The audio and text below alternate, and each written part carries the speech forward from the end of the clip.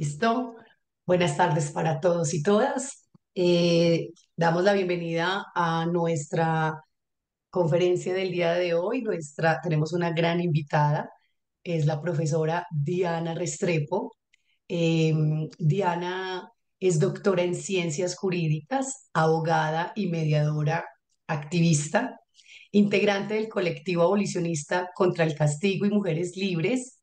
Actualmente la profesora se desempeña de tiempo completo en la Facultad de Derecho y Ciencias Políticas de la Universidad de San Buenaventura en Cali.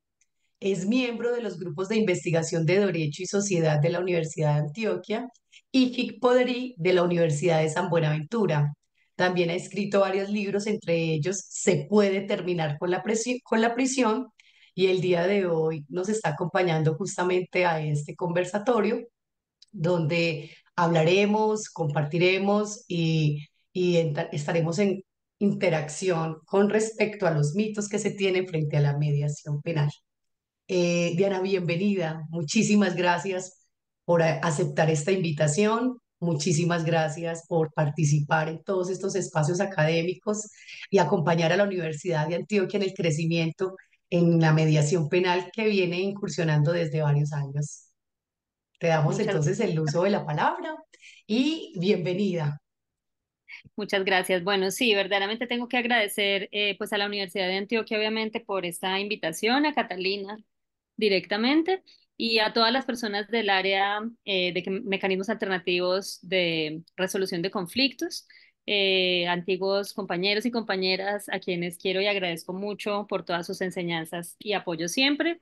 Muy especialmente, digamos, en tema de mediación tendría que hacer muchos agradecimientos, pero no puedo dejar de agradecer en este tema siempre a la profesora Isabel Puertas, al profesor Builes, a la profesora Lucelena Henao, a todos mis compañeros de lo que fue ese equipo inicial de mediación penal en la Universidad de Antioquia. Y bueno, también a quienes me han enseñado desde Paz Francés, Caterina Pongilupi, Máximo Donin y bueno, y otras personas, eh, Charlotte Colkin, bueno, muchas personas que me han aportado en este tema. Voy a proyectar aquí la presentación. Voy a decirles, así como lo decía Catalina, que la idea, como se planeó esta charla, es un máximo, de pronto sea menos, no se preocupen, 1 hora yo exponiendo un poco el tema, algunas generalidades de la mediación penal en Colombia, a partir de, que es como he propuesto el esquema de esta exposición de 5 mitos, pues me estaban saliendo muchos, pero esta mañana vi que no me iba a dar el tiempo, entonces los reduje a 5.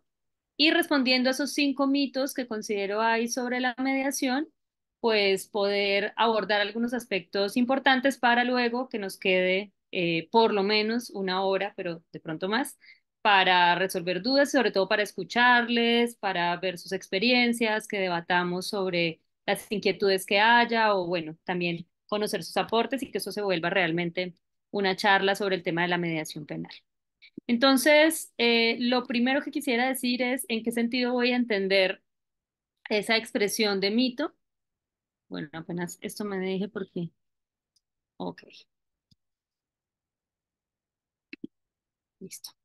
Y es en un sentido pues de una mentira, ¿no? De algo que se generaliza pero que no se basa en hechos, que no se basa en datos empíricos y que de tanto generalizarse pues termina volviéndose una realidad social a pesar de que inicialmente era solo una mentira. Entonces, a eso me refiero aquí en esta exposición cuando hablo de unos mitos que considero, he visto, giran en torno a la mediación penal en nuestro contexto. ¿Esto no me deja pasar? Sí, ok. Bueno, empecemos. El primer mito es que la mediación penal es nueva en Colombia. Esto, digamos, lo voy a cuestionar en diferentes dimensiones. En primer lugar, porque la mediación, entendida como una práctica restaurativa, no es nueva en ninguna parte del mundo, ya que pertenece a los sistemas jurídicos más antiguos de los que se tiene evidencia arqueológica en la humanidad, y son los sistemas conocidos como de Catonic Law o de derechos autóctonos. Y estos sistemas, digamos, ya tenían, pues no con este nombre, ¿cierto? No mediación penal, sobre todo no penal, porque pues para que sea penal es porque ya tiene que haber un sistema penal por ahí existiendo. Pero sí, estas prácticas restaurativas a las que nos podemos referir como ancestrales.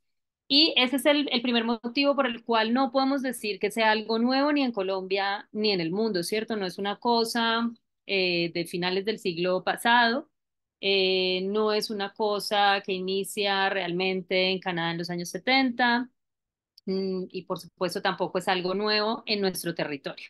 Eso, por supuesto, no es aceptado por todo el mundo.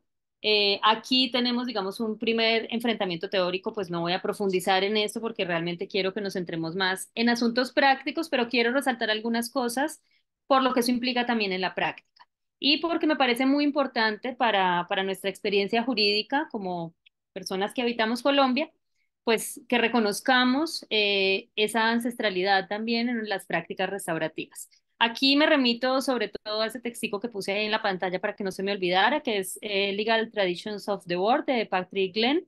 Él es murió ya, era un comparatista canadiense que aporta muchísimo sobre este tema y allí entonces vemos estas dos visiones encontradas, esa visión hegemónica, europea, eurocentrista, propia pues de nuestros contextos colonizados, y una visión obviamente diferente, poscolonial, que reconoce que las prácticas restaurativas no nacen en Canadá, sino que tienen origen en las prácticas ancestrales de las comunidades autóctonas de todo el mundo. Hay evidencias de ellas pues en Asia, en África, en Oceanía, pero también pues en nuestra América. Y las tenemos también algunas evidencias, obviamente con mestizajes, pues, con pérdidas culturales, con pues, obviamente todo lo que han sufrido nuestras comunidades indígenas en tantos siglos, pero vemos allí también vestigios de este tipo de prácticas y la mediación no es una excepción. Entonces, en ese primer sentido, tenemos que recordar que, por ejemplo, en comunidades como la Arhuaca, la Nasa, pues los Wayuu, por supuesto, que tienen una figura tan parecida a lo que es hoy la mediación a partir del palabrero, del Puchipu, ya tienen unas prácticas de las que tendríamos todavía mucho que aprender, de las que hemos aprendido algo afortunadamente, pero que también se suelen desconocer mucho, sobre todo en el ámbito académico, mucho más en el ámbito académico europeo y también norteamericano, menos, pero también. Entonces es muy importante recordar ese aspecto y eso no solo, digamos, por respeto al origen de todo esto y por tratar pues de contrarrestar un poquito este pensamiento eurocéntrico, sino también por lo que eso implica en términos de aplicación, ¿no? De dónde viene nos permite entender los principios realmente de las prácticas restaurativas, cómo funcionan, por qué es necesaria su flexibilidad, su oralidad, y vemos que cuando la ley ordinaria, como las últimas resoluciones de la Fiscalía, empiezan a reglamentar este tipo de figuras, se corre mucho el riesgo de que pierdan su potencial porque se regulan desde una mirada, de una perspectiva jurídica occidental que no respeta muchas veces lo que es la naturaleza de estas figuras, entonces empiezan las contradicciones, empiezan los problemas. Bien, pero obviamente no me puedo quedar aquí, todo lo voy a pasar un poco rápido. No voy a abordar esta parte, pues, que es los grandes sistemas jurídicos del mundo que nos enseña Patrick Glenn y cómo podemos hablar de que las prácticas restaurativas y la mediación penal entran en ese modelo catónico, donde además se habla de una justicia consensual. Sin embargo, sí quiero resaltar de estos sistemas algunas particularidades que, como les digo, nos van a permitir entender por qué la mediación es como es o cómo debería ser más bien si respetar esos orígenes y sobre todo en lo que tiene que ver con que todos los sistemas de Catonic Law, además de no tener un sistema de fuentes, son mayoritariamente orales. Hay algo muy importante allí y es que todas estas normas son de carácter informal y al hablar de un modelo de justicia restaurativa, lo más importante en estos modelos es que su mirada o la visión de lo que es justicia está puesta en la convivencia al interior de la comunidad y no en el castigo o la retribución del mal, que es lo propio de sistemas jurídicos retributivos en donde tenemos que inscribir al sistema penal. Y eso ya nos empieza a decir algo importante. Cuando hablamos de mediación penal en Colombia, no es porque en sí la mediación en el ámbito penal debiera ser diferente, es simplemente porque el sistema penal, que es un sistema de justicia retributivo, castigador, pues el más castigador, por supuesto, abre una ventana, abre unas puertas a través de unas normas desde el año 2004 en Colombia para permitir el ingreso de esta práctica restaurativa. Y ahí es cuando le ponemos ese apellido a la mediación de mediación penal. Pero no es que eso cambie la naturaleza como tal de la mediación. Cambia los efectos, la relación con ese sistema penal, por supuesto, cuándo lo dejan entrar, cuándo no y en qué medida, pero no cambia para nada o no debería cambiar la naturaleza de la mediación misma como práctica restaurativa que debería conservar un carácter mayoritariamente informal. Aunque pues vamos a ver, esto se ha empezado a perder un poco, digamos, todavía no está el punto en que le ha sucedido en Colombia la conciliación, pero sí empieza ya a perderse un poco esa posibilidad.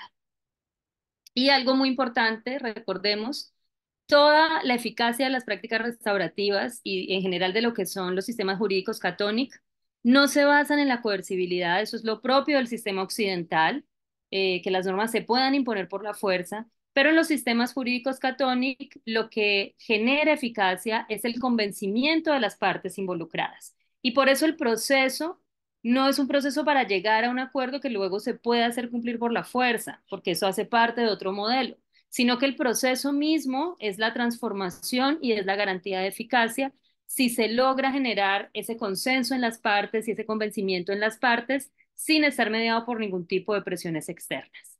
Esto va a ser muy importante, digamos, en la práctica de la mediación para entender y desvincularnos de la idea de que nos tenemos que obsesionar con la construcción de acuerdos y de que tenemos que generar un acta, como nos lo dice la resolución, en donde podamos volver ahí sí obligatorias las cosas coercibles. Bueno, aquí están representadas dos diosas, pues una de la tradición occidental que todos conocemos, la diosa occidental de la justicia, Temis, y un ejemplo con la diosa Sedna de la cultura inuit, que nos representa entonces ese equilibrio que significa la justicia restaurativa. No el castigo, no la posibilidad de tener ahí la espada, ni de pesar nada, sino de generar armonía, que es básicamente la mejor definición en este tipo de visiones de la justicia misma, ¿no? La armonía al interior de la comunidad. Pero tampoco me voy a detener ahí. Entonces, a pesar de que desde la tradición occidental en la que estamos sumergidos, pues o que se nos impuso desde los procesos de colonización, tenemos ese derecho occidental en el que siempre está de alguna manera explícita o implícita la coerción. Hay muchos sistemas jurídicos que han explorado otras cosas. Y digamos, cuando entra la mediación y los sistemas que conocemos como de justicia restaurativa, con algunas impresiones conceptuales, pero bueno, en nuestros sistemas occidentales, pues sí, esto empieza a darse en los años 70 en Canadá y también en Estados Unidos. Y esto se da especialmente cuando bueno, hay un suceso, digamos, muy puntual de un juez menonita en Canadá, pero en general empieza a darse cuando en el ámbito de la justicia penal de menores o de responsabilidad penal de adolescentes, como lo llamamos en Colombia, empiezan a introducirse estas prácticas restaurativas, algunas conferencias restaurativas, algunas especies de mediación informal, y empieza, digamos, a abrirse todo este proceso occidental tradicional a estas prácticas.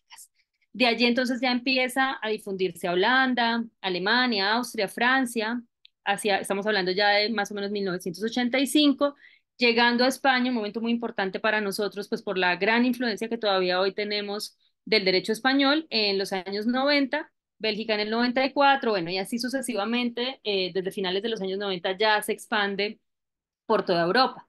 De ahí que efectivamente en Europa, muy especialmente en los países anglosajones también, tengan ya una experiencia mucho más amplia que la nuestra en la introducción de prácticas restaurativas en los sistemas de justicia ordinaria y también en los sistemas de justicia penal, siendo el principal ámbito en el que se ha desarrollado hasta ahora en la responsabilidad penal de menores de edad. Ahora, hay también pues toda una serie de declaraciones, no me voy a centrar en estas normas, pero se las dejo ahí pues como referencia en las diapositivas para quien quiera consultar más. Sin embargo, y aquí vuelvo a responder a ese mito, la mediación penal es nueva en Colombia, pues ya vimos que si lo tomamos como una práctica informal, pues no, pero si ya nos vamos a la introducción en nuestro sistema penal, pues tenemos que hablar de tres momentos. Antes de 2004, efectivamente, aunque teníamos algunas prácticas cercanas a lo restaurativo como la conciliación en el sistema penal, no teníamos la figura de la mediación, no aparecía en ninguna parte hasta su introducción en el Código de Procedimiento Penal del año 2004. Otro gran periodo entonces va desde el año 2004, desde el Código de Procedimiento Penal, hasta el año 2023. Bueno, realmente la regulación sería hasta finales del año 2022, pero empieza a implementarse en el 2023 y el periodo en el que nos encontramos ahora después de 2023. Entonces me voy a referir ahora a cómo en nuestro sistema jurídico ordinario de Corte Occidental se empieza a abrir las puertas a esta figura, no es que la cree, ¿cierto? Nuestro sistema jurídico penal ordinario no crea la mediación, sino que permite su ingreso al sistema. Entonces, como les decía, antes de 2004, pues sí, había algunos aspectos que ya se referían a la justicia restaurativa, en la Constitución, en algunos decretos no penales, sentencias. Se hablaba mucho también del Código de Conducta del Mediador Europeo, donde ya esto, como veíamos, ya se había consolidado desde los años 90, declaraciones de Naciones Unidas hablando de justicia para las víctimas, pero no teníamos una norma concreta. Ya en el 2004, entonces, pues además de esas normas entran con fuerza el Código de Procedimiento Penal desde los artículos 518 a 527 y luego, muy importante, a veces ahorita ya lo olvidamos, pero en el 2009, de manera un poco tardía, pues, pero pues, nada fuera de lo normal en nuestro contexto, la Fiscalía crea ese primer manual de procedimientos que era en general para todo el sistema penal acusatorio, perdón, pero allí en la sección 12 traía todo un capítulo de justicia restaurativa. Es cierto que fue un manual en este aspecto de la justicia restaurativa muy criticado. Muchas personas que para esa época pues ya estábamos estudiando el tema, notábamos pues que no había como muy buen manejo de los temas restaurativos, no había mucha claridad, en lo que se decía en el manual no era muy operativo. Sin embargo, ya esta primera reglamentación del año 2009 pues abrió las puertas a que se empezaran a dar algunas mediaciones penales. Entonces, no es tan nuevo, pues ya han pasado bastantes años desde el año 2009 hasta ahora. Pero bueno, digamos que ya en el año 2023 empieza lo que yo llamaría un intento de masificación de la mediación penal. ¿Por qué? Porque hasta el 2023 realmente, si bien se dieron varias mediaciones penales, pues el consultorio jurídico y el Centro de Prácticas de la Universidad de Antioquia con su centro de mediación, digamos, fue pionero en esto, así que en la Universidad de Antioquia ya hay una experiencia desde el año 2012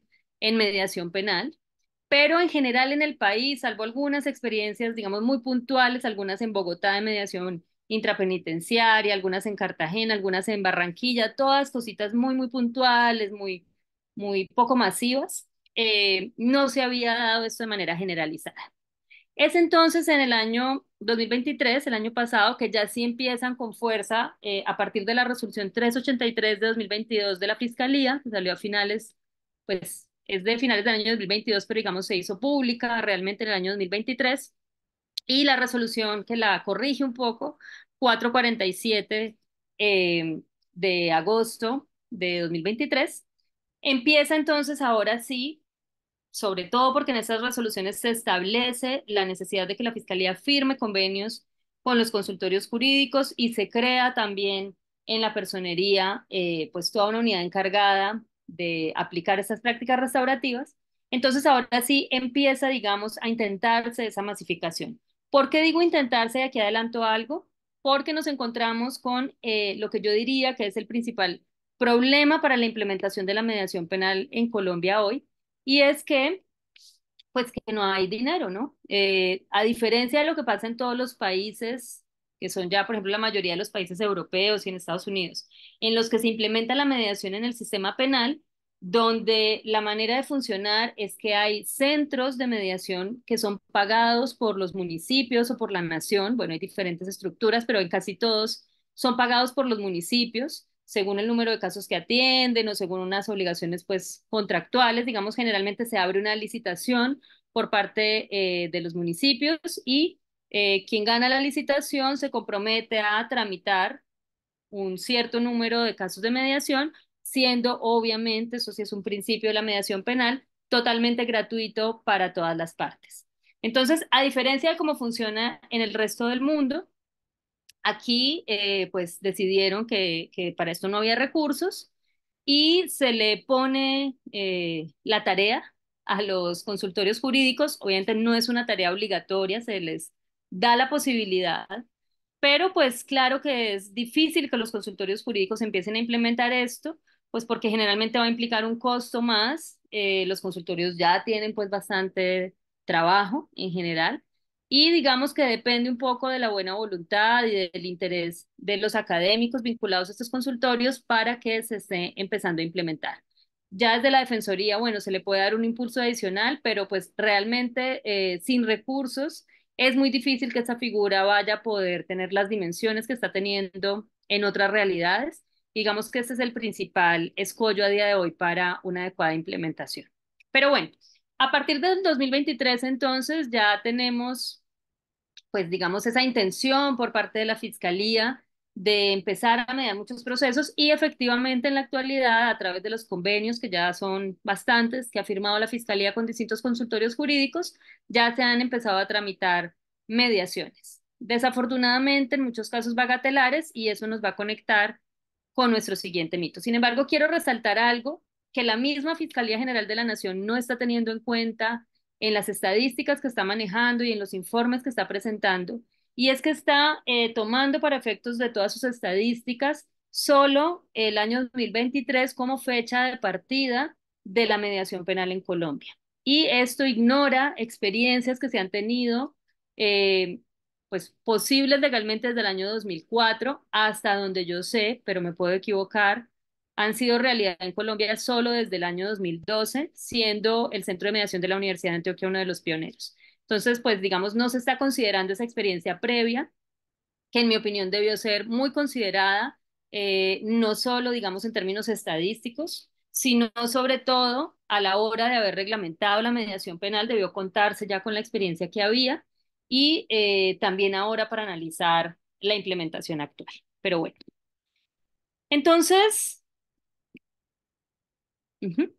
Hoy podemos encontrar distintos mecanismos de justicia restaurativa que se pueden introducir al proceso penal. Conocemos ya la conciliación preprocesal, la conciliación dentro del incidente de reparación integral, la mediación penal, pero recordemos, porque de esto casi no se ha hablado y se ha dejado totalmente por fuera en las resoluciones que reglamentan esto, hay también otros mecanismos de justicia restaurativa posibles, los círculos de paz, las conferencias restaurativas, las conferencias comunitarias, bueno, entre muchas otras, por no hablar de todos esos procesos restaurativos propios de nuestras comunidades autóctonas. Y de esto no se ha hablado mucho, pero el Código de Procedimiento Penal abría la vía para todas estas otras figuras, digamos, aunque mencionara solo estas tres de manera formal, se mencionaba la posibilidad de cualquier práctica restaurativa y esto no lo debemos olvidar porque legalmente están autorizadas también para intervenir en el proceso penal. Bueno, el segundo mito, porque no me puedo pues alargar aquí tanto, que ya solo me queda media hora de lo que prometí, voy a tratar de que sea menos, voy a ir mucho más rápido, este era el más largo, es que la mediación penal solo aplica para los delitos bagatelares o para los delitos de menor importancia, donde los bienes jurídicos no son muy importantes o los conflictos, digamos, subyacentes no son tan graves. Esto es un mito también, por lo menos en dos sentidos, es una falsedad. Uno, pues si aquí simplemente traigo un pantallazo del Manual Actual de Justicia Restaurativa, el que se establece en el 2022, y es que lo que cambia es el efecto de la mediación. Pero como ustedes ven en este mismo manual, esta foto que viene del manual, que es de la Fiscalía, realmente todos los delitos se pueden mediar. Lo que va a cambiar es el efecto jurídico como se ve allá a la derecha. Entonces tenemos como tres grandes grupos. Por un lado tenemos todos los delitos a los que se les aplica el procedimiento especial abreviado, todos los delitos querellables y algunos otros. Y en estos delitos es muy importante la mediación, porque la mediación aquí sí es una alternativa, puede volverse una alternativa completa al procedimiento penal, es decir, una mediación exitosa puede llevar a la extinción de la acción penal por completo y entonces a que el Estado renuncie a ese poder punitivo para esos casos. Pero no solo se tiene que considerar así, también puede ser tenido en cuenta en otros casos, ya que la mediación no siempre va a llevar, digamos, a una reparación completa o a unos acuerdos que sean totalmente satisfactorios. Entonces, no se puede hablar, digamos, de una única respuesta, pero en estos casos sí hay ese gran potencial de alternativa al sistema penal para evitar el ejercicio de la acción penal. Pero también tenemos los delitos de oficio que no tienen una pena mínima superior a 5 años.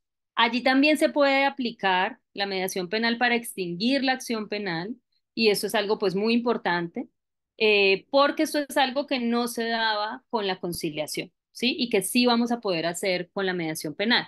Y un grupo que ha sido realmente hasta ahora en la práctica y en el impulso sobre todo que le ha estado dando la Fiscalía General de la Nación y las fiscalías seccionales a la mediación y son los delitos de oficio cuya pena mínima superior, perdón, cuya pena mínima es superior a 5 años.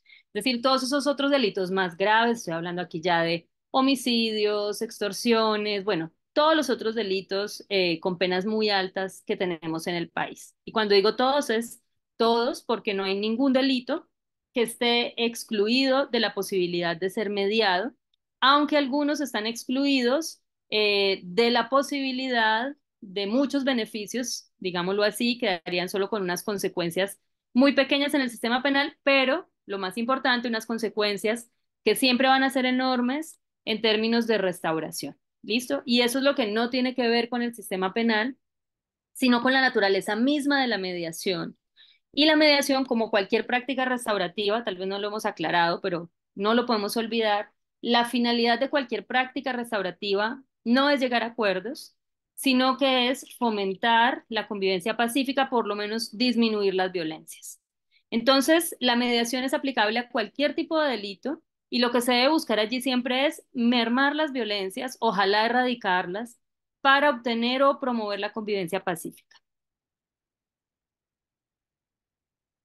Ya esto que vemos aquí en esta tabla son los efectos de una mediación en el sistema penal porque así lo ha decidido el sistema penal mismo. Pero como vemos, pues no son efectos nada despreciables tampoco y no están excluyendo delitos de gravedad.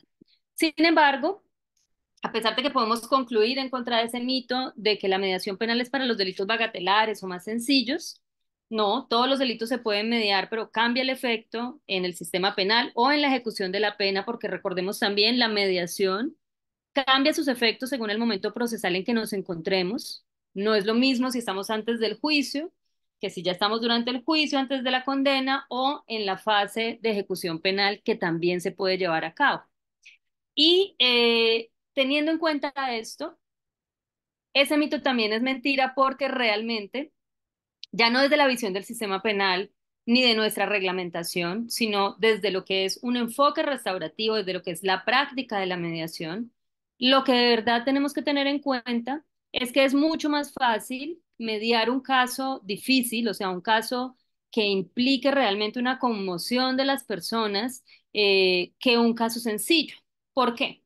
Porque realmente para que la mediación pueda mostrar todo su potencial de transformación de las partes, tanto de la parte ofensora como de la parte ofendida, y de impactar a la comunidad cercana, lo más importante es intervenir en la contradicción que hay entre las partes, en la relación entre las partes. ¿Y qué pasa? La mayoría de los delitos bagatelares, los delitos, digamos, muy sencillos, son delitos donde las personas no tienen ningún tipo de relación más allá de ese momento del conflicto penal, ¿cierto? De la comisión de un delito. Entonces, como no hay una relación, ni hay ningún interés, ni en la vida real va a seguir habiendo una relación, piensen, por ejemplo, no sé, voy por la calle y alguien me arrebata el celular. Bueno, mi celular no vale porque, pues por el valor no sería ni siquiera delito, pero digamos que tuviera un celular muy costoso. Entonces allí sí tenemos un hurto, según el sistema penal, tenemos un conflicto penal y allí pues realmente a mí no me interesa seguirme viendo con esa persona, no comparto un espacio con esa persona. Nuestra única vínculo relacional se limita a que esa persona me arrebató un celular, yo tuve una pérdida patrimonial, ¿sí? No tenemos ningún otro nexo. Entonces, claro, podemos hacer una mediación ahí. Yo diría que en esos casos es mucho más conveniente hacer una conciliación que es más rápida, ¿cierto? Porque pues allí básicamente lo que hay que discutir es pues si me paga, si no. Estoy hablando de un hurto sin violencia. Entonces, pues realmente ahí la mediación no puede mostrar todo su potencial, ¿cierto? Y puede ser incluso, en mi opinión, un poco desgastante aplicar todo un proceso de mediación para un caso tan sencillo. Pero bueno, para eso, sobre todo para lo que lo está usando la fiscalía para casos muy sencillos. Sin embargo, es mucho más fácil en términos de lograr los efectos de la mediación, los efectos reales de transformación de las partes, cuando realmente hay un vínculo. Allí, por ejemplo, tenemos el caso de la violencia intrafamiliar, que también la fiscalía lo está derivando mucho actualmente a mediación, en donde sí hay un mayor potencial de transformación, porque en la violencia intrafamiliar, pues obviamente hay unos vínculos muy estrechos entre las partes y generalmente hay una expectativa o una necesidad de continuidad de algún tipo de vínculo, aunque el vínculo cambie, ¿cierto? Porque piensen, por ejemplo, no sé, aunque una pareja se divorcie, puede que haya hijos en común, entonces, pues, o mascotas en común, y eso va a seguir generando un vínculo allí que es donde se puede mostrar el verdadero potencial pacificador de la mediación. Entonces, realmente, a pesar de lo que puede parecer a primera vista, es más fácil mediar un caso complejo donde de verdad las partes han sufrido violencias importantes, porque vamos a encontrar un mayor compromiso de las partes y una mayor necesidad de entender qué sucedió, de gestionar toda esa parte emocional, que es lo que nos va a permitir la mediación. En otros casos, pues las personas llegan con el afán de simplemente me interesa que me pague y ya y seguir con mi vida, y ese no es un espacio realmente idóneo para una mediación. Bien, entonces, eh, aquí recojo un poco eso que estaba diciendo, ¿cierto? Es más fácil y necesario mediar en casos que no sean bagatelares o solo patrimoniales, pero también llegamos a un punto muy importante. Este mito me permite hablar de algo muy importante, aunque lo tengo que mencionar rápidamente, y es que no siempre se puede mediar, ¿sí? Obviamente, si no hay voluntad de las partes, de todas las partes, no puede mediarse, eso no puede ser algo obligatorio y por eso, aunque lo contemplen unas normas penales, no puede perder su naturaleza restaurativa y lo restaurativo es consensual, tiene que partir de la voluntad siempre. Tampoco se puede mediar si la agresión todavía está activa, ¿sí? Yo siempre pongo el ejemplo un poco gráfico a mis estudiantes de si ustedes ven unas personas que se están ahí disparando, usted no se va a parar en la mitad y decir, no, venga, hablemos, hablemos. No, ¿cierto? Los diálogos, que son el principal instrumento de cualquier práctica restaurativa, no se pueden dar en medio de una violencia activa. La violencia tiene por lo menos que estar pausada, ¿cierto? No, tiene que estar en un punto en el que no requiera contención. Puede que haya amenazas, que esté ahí latente, pero no puede estar activa en ese momento, porque allí lo que se necesita es un mecanismo de contención y la mediación no es un mecanismo de contención, es una práctica restaurativa. Y por supuesto, si las personas que se van a encargar de mediar, los mediadores o las mediadoras o el equipo de mediación, porque digamos que en penal lo más utilizado y recomendable es la comediación, que siempre sean dos personas, pero en la práctica en Colombia ahorita, en la mayor parte de los casos que yo he podido ver, se están dando mediaciones con un solo mediador. Entonces, el mediador tiene que tomar esa decisión. Más allá de lo que diga el fiscal, y ahorita vamos a pasar a ese rol del fiscal que también genera otro mito, es quien media o quienes median, quienes tienen que decidir luego de analizar el caso concreto si sí se van a poder lograr los objetivos restaurativos, si están todas las condiciones dadas para una buena mediación y si no, no se puede hacer. ¿Sí? Entonces, si bien la mediación es muy útil, parte de esa utilidad y de las grandes ventajas que presenta está en un ejercicio serio y consciente de quienes van a mediar para tomar esa primera decisión. ¿Se puede o no se puede mediar un caso?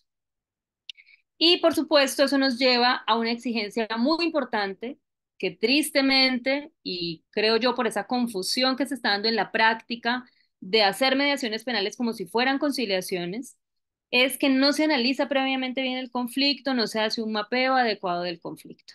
Entonces allí, aquí les pongo simplemente uno de los muchos esquemas que hay para mapear conflictos, pues este es el que yo suelo usar, pero hay muchos, en donde tenemos que identificar muy bien todos los componentes del conflicto. Miren que aquí esto es muy distinto a que nos pasen el resumen que pasa a la fiscalía con el momento procesal, la imputación, los hechos probados. Esto es muy diferente porque aquí tenemos que mirar los marcos de referencia de las partes, los sentimientos, las expectativas, para poder hallar esa contradicción que está detrás del conflicto. Obviamente, pues profundizar en cómo se hace esto, en qué significa, pues ya sería una capacitación en mediación, pero sí es muy importante tenerlo en cuenta. No se puede llegar, o sea, en mi opinión, no es realmente una mediación cuando la fiscalía envía estas informaciones que por resolución tiene que enviar a los centros de conciliación o de mediación, perdón, a los consultorios jurídicos y simplemente llamamos a las partes y nos sentamos a hablar con ellos. Eso no sería una mediación. Bien, por supuesto, recordar todos los principios de la mediación. No me voy a detener aquí. Si luego hay preguntas sobre esto, podemos abordarlo. No olvidar que la mediación es una práctica restaurativa, entonces pues que sigue también una serie de requisitos en los que tampoco me voy a centrar. Y voy a saltar al tercer mito, que lo he visto mucho, sobre todo últimamente en los últimos encuentros que he tenido con personas de consultorios jurídicos que están avanzando en la implementación de la mediación, con gente de la fiscalía, etcétera. Y es que es el fiscal quien decide si se media o no. Aquí ya este puede ser un tema de debate. Digamos, no se puede decir que el fiscal no tenga nada que decir al respecto, claro que no, la ley le da ciertas obligaciones, pero asumir que el fiscal es quien decide si se media o no, pues no es del todo cierto. Y aquí es importante recordar lo que suele ser el paso a paso, digamos, o el recorrido de un proceso de mediación penal. No estoy hablando, digamos, de los requisitos formales, de citar y tal, que eso está en las resoluciones, sino como de lo que sería todo el procedimiento, pues más amplio. Entonces, en primer lugar, hay una remisión por parte de la Fiscalía o el juzgado al centro de mediación o al consultorio jurídico que esté implementando la mediación, donde se asignan los mediadores. Luego se debe hacer un mapeo, lo que hablábamos, o sea, un análisis del caso que se hace a través de reuniones individuales que conocemos también mucho como caucus en las prácticas restaurativas. Luego se hace la convocatoria al encuentro de mediación, lo que pues tristemente nuestras resoluciones llaman audiencia, que es un término pues que no es muy apropiado para una práctica restaurativa, pero bueno. Se hacen los encuentros, se formalizan los acuerdos a los que eventualmente se llegue, que no siempre se llega, se le pasa ese informe al fiscal o al juez, dependiendo del momento procesal en el que estemos, y se pasa al seguimiento. Esto es realmente lo que hace el equipo de mediación, ¿sí? Esto suele, porque no es que esté establecido así, todo el proceso de 2 a 6 meses, digo, hay muchas mediaciones en casos complejos que pueden durar un año, dos, otras pues que pueden acabar más rápido, pero digamos en promedio, más o menos teniendo en cuenta, aquí tuve en cuenta sobre todo cifras de la Asociación Navarra de Mediación, porque ellos tienen pues muchos casos al año, una amplia experiencia en distintos delitos, aquí todavía no tenemos un consolidado, entonces ese dato lo saqué de allí. Pero entonces, ¿por qué traigo esto? Porque realmente aquí la decisión del fiscal es simplemente, como lo indica la ley, verificar, esto es el Código de Procedimiento Penal, verificar la voluntariedad de las partes, ¿no? Que no haya coerción, que una parte no esté amenazando a la otra, que las partes sí entiendan de qué les está hablando. Esa es la obligación del fiscal antes de remitir el caso. Solamente cerciorarse de que no haya coacción, ningún tipo de coacción, para que las partes acepten. Pero como la misma resolución 383 de 2022 lo reglamenta, siempre que las partes otorguen su consentimiento de manera libre y voluntaria, se va a enviar esto a la mediación. O sea, no es cierto que el fiscal pueda oponerse por otros motivos, salvo lo que trae el artículo 12 de esta resolución, que es cuando se observe, ojo, un escenario de revictimización, algo que pueda aumentar el riesgo de violencia de género o un riesgo grave o extremo.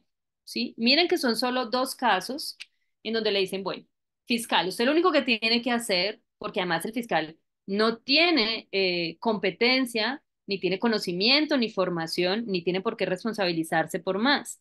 Solo debe decir, yo lo envío a los que sí saben de esto, que son los mediadores, no el fiscal. Yo lo envío siempre y cuando vea que las partes quieren, ¿sí? Que no los están coaccionando para decidir participar de un proceso de mediación. O solo si veo que va a haber un grave, grave, extremo riesgo de revictimización. ¿Sí? Entonces miren que realmente serían contados los casos, muy contados, y debería esto probarse, en los que el fiscal, después de que las partes le digan si queremos hacer un proceso de mediación, pudiera decir no, no lo derivo a mediación. Y por lo menos, bueno, esto sí lo he visto sobre todo en Cali, desconozco ahorita cómo está la situación en otras ciudades, pero en Cali me he enterado por parte de muchos abogados defensores y algunos fiscales que muchas veces la fiscalía no está enviando a mediación, ni siquiera da buenas explicaciones de por qué. Muchas veces es por el tipo de delito. Ah, no, ese delito no, y no lo envía a mediación a pesar de que hay una solicitud expresa de las partes y que no hay ningún indicio de que esa solicitud de las partes no sea voluntaria. Entonces, ahí se está yendo obviamente en contra del Código de Procedimiento Penal y de la resolución y en contra de lo que sería la lógica de la mediación penal. Me perdí aquí. Diana, Sí, Diana, Stephanie pregunta justamente con el tema que estás desarrollando, que si sí, sería posible dar ejemplo de esos escenarios de riesgo que acabas de mencionar. claro. Pues un escenario de riesgo, esperen que no sé qué dice las diapositivas, tal vez las desaparecí. Bueno, ya voy. Un escenario de riesgo, digamos, en cuanto a la no voluntariedad, pues es fácil, ¿no? Imagínense que, no sé, estemos hablando de un delito que puede llevar a la extinción de la acción penal y que por ende la persona procesada penalmente esté muy interesada en hacer una mediación para que se extinga la acción penal y haga amenazas a la parte ofendida para que acepte el proceso de mediación. Si hay una prueba de esas amenazas, pues obviamente el fiscal no puede derivar a mediación. Ahora, ese riesgo grave de revictimización, imagínense ustedes un caso, por ejemplo, de violencia de género, de violencia sexual, donde el fiscal, a pesar de que la parte ofendida le dice, sí, sí, sí quiero mediar, pero digamos su actitud muestra que es una persona que está todavía en un proceso fuerte de victimización, que se siente insegura, temerosa, que no hay claridad en la toma de decisiones y, ojo, en mi opinión, si el fiscal verifica esto, debería solicitar un reconocimiento psicológico y que sea un psicólogo, un profesional de la psicología, quien nos indique, porque ellos pues tienen unos test y saben aplicarlos, para verificar el nivel de victimización de una persona, que nos diga, no, esta persona todavía no es superviviente, todavía no ha gestionado el daño emocional sufrido, está en una etapa de victimización, por ende, no es capaz de responsabilizarse, no es capaz de tomar decisiones asertivas. Y en ese caso podríamos decir no solo que está viciada la voluntariedad, porque realmente eso también sería un vicio del consentimiento, sino que se corre un altísimo riesgo de que en el encuentro de mediación esa persona que todavía no está fortalecida emocionalmente pueda ser revictimizada.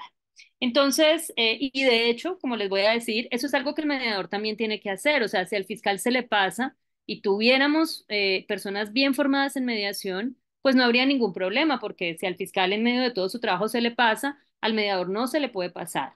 En el encuentro con las partes, cuando nos encontramos con parte ofensora y ofendida, prácticamente lo que tenemos que verificar, y además lo podemos hacer de manera muy sencilla aplicando las 5 preguntas restaurativas, es si hay capacidad de responsabilización. Y si no la hay, no podemos aceptar un encuentro, ¿cierto? Eso ya sería una mala labor del mediador.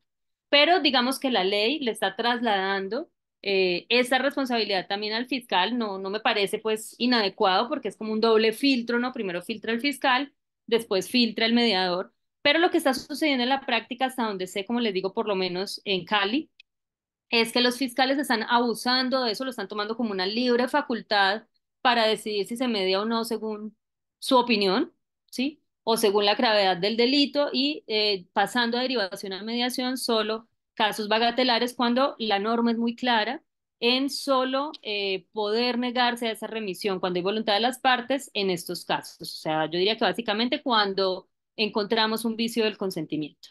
Porque realmente esos riesgos de los que se habla para mí solo pueden coincidir con momentos de victimización que no solo generan ese riesgo, sino que generan un vicio en el consentimiento.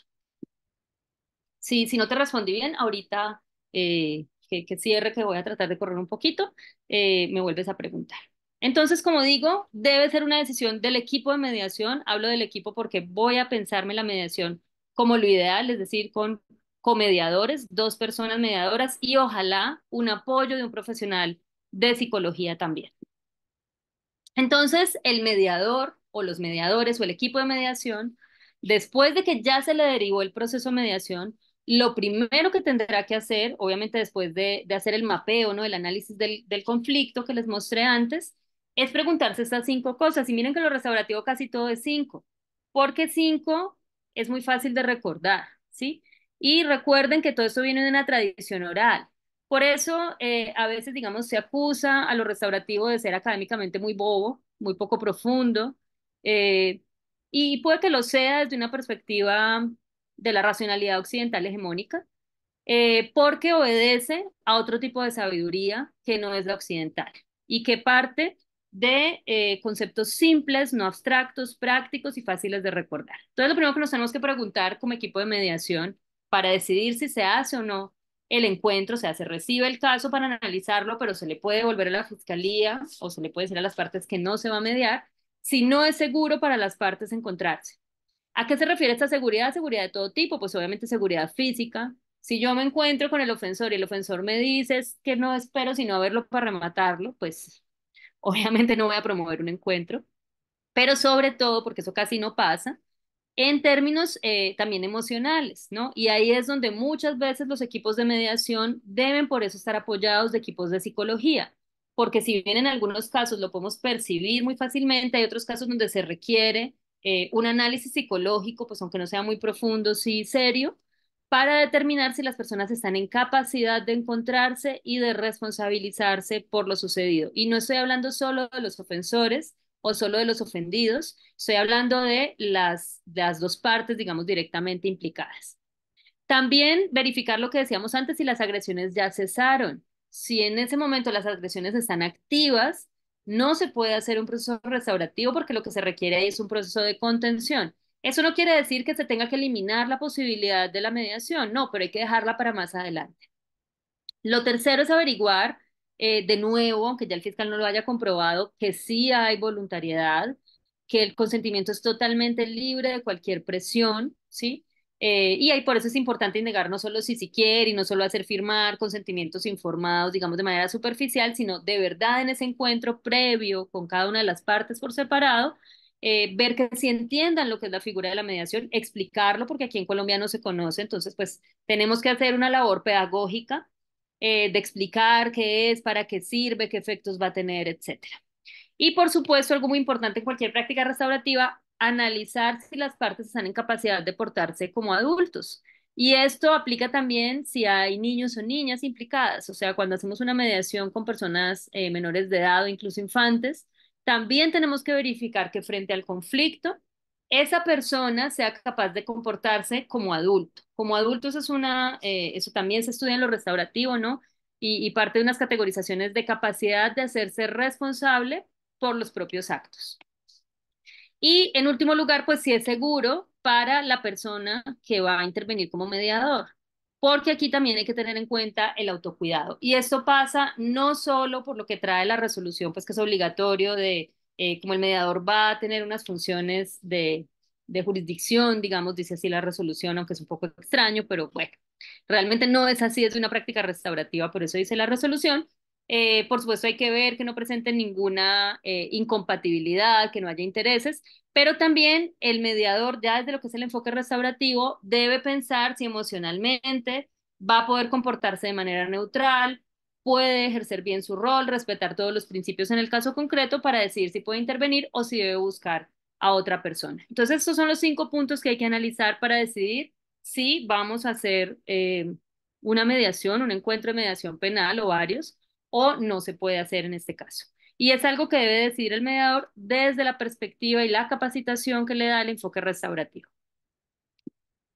Bien, el cuarto mito, y les dije que son 5, voy a pasar muy rapidito por estos dos últimos porque ya se me acaba mi tiempo y queda el tiempo de conversación con ustedes, que es el más interesante. El cuarto mito es entonces que no se respetan los derechos de las víctimas o que el ofensor realmente con la mediación penal lo único que está buscando es pagar, hacer una transacción para evitar la sanción. Entonces, este mito, pues digamos, no es solo un mito, sino que como casi todos es un peligro. Obviamente esto puede llegar a pasar si la figura de la mediación penal es tergiversada, si pierde esa naturaleza realmente restaurativa y es cooptada por otros intereses y transformada, pero no es algo que suceda en la mediación desde un enfoque restaurativo. En primer lugar, pues siempre, siempre para que se dé ese enfoque restaurativo, vamos a tener que beneficiar a todas las partes. De hecho, el enfoque restaurativo siempre tiene que partir de reconocer una igualdad en la dignidad de todos los seres humanos que están allí participando, tanto del ofensor, de la parte ofensora, como de la parte ofendida. Y por eso no puedes conocer los derechos ni del ofensor ni del ofendido, ¿sí? Y eso también se va a reflejar en el trato neutral que tiene que brindar cualquier práctica restaurativa. Pero también es muy importante aquí que entendamos que aunque la mediación penal se pueda dar en el ámbito de un proceso penal, bien sea en la fase de investigación, digamos, con autorización de la fiscalía, o en la fase de juicio con la autorización del juez, o en la fase penitenciaria con autorización del juez de ejecución de penas, o en cualquier fase con autorización de nadie, porque también es posible una mediación penal, digamos, no autorizada simplemente como un acto entre las partes, aunque no tenga efectos luego en el proceso penal, ¿sí? Porque la mediación penal como práctica restaurativa, pues no está prohibida en ningún escenario. Entonces, la mediación, cualquier mediación, siempre va a buscar disminuir las violencias, va a buscar restaurar en generar el daño, lo que no es solo reparar con dinero, a veces, muchas veces también hay de por medio dinero, pero realmente cuando hablamos de conflictos penales, la mayor parte del tiempo el dinero ni siquiera está presente por un motivo muy básico, y es que como ustedes sabrán, pues si se relacionan con el derecho penal, pues los clientes del sistema penal, las personas que son judicializadas por la comisión de delitos, en su gran mayoría, pues no tienen ningún recurso económico, entonces pues no van a poder reparar con dinero, ¿sí? Ni aunque quisieran. Entonces, realmente sí, la restauración es un sentido mucho más amplio del daño, de los daños que considere la persona ofendida, no solo los económicos. Esto por eso es muy diferente a lo que se hace en el ejercicio de una indemnización integral o de un incidente de reparación integral. Y sobre todo a buscar generar convivencia pacífica. Entonces, las finalidades, a pesar de que nos metamos ahí en un sistema penal, son las de la justicia restaurativa y no las de la justicia retributiva. Y por supuesto, al respetar esos principios, pues estamos también garantizando que se van a respetar los derechos tanto de la parte ofensora como de la ofendida. Pero es que además, si ustedes miran el número 4, para que una mediación sea restaurativa, necesariamente tiene que empoderar o transformar o beneficiar, tiene que generar algún tipo de beneficio a todas las partes. A la parte ofensora, y el mayor beneficio no es que se extinga la acción penal, aunque ese también puede ser un beneficio, por supuesto, o que se vea reducida la pena, o que se pueda acceder a algún beneficio penitenciario que de otro modo no se accedería. Claro que ese es uno de los beneficios que obtiene la parte ofensora, pero sobre todo la parte ofensora en términos restaurativos se beneficia al poderse dar cuenta del daño que causó, al poderlo integrar a su propia existencia, al poder hacerse responsable por ese daño causado y al poder reparar.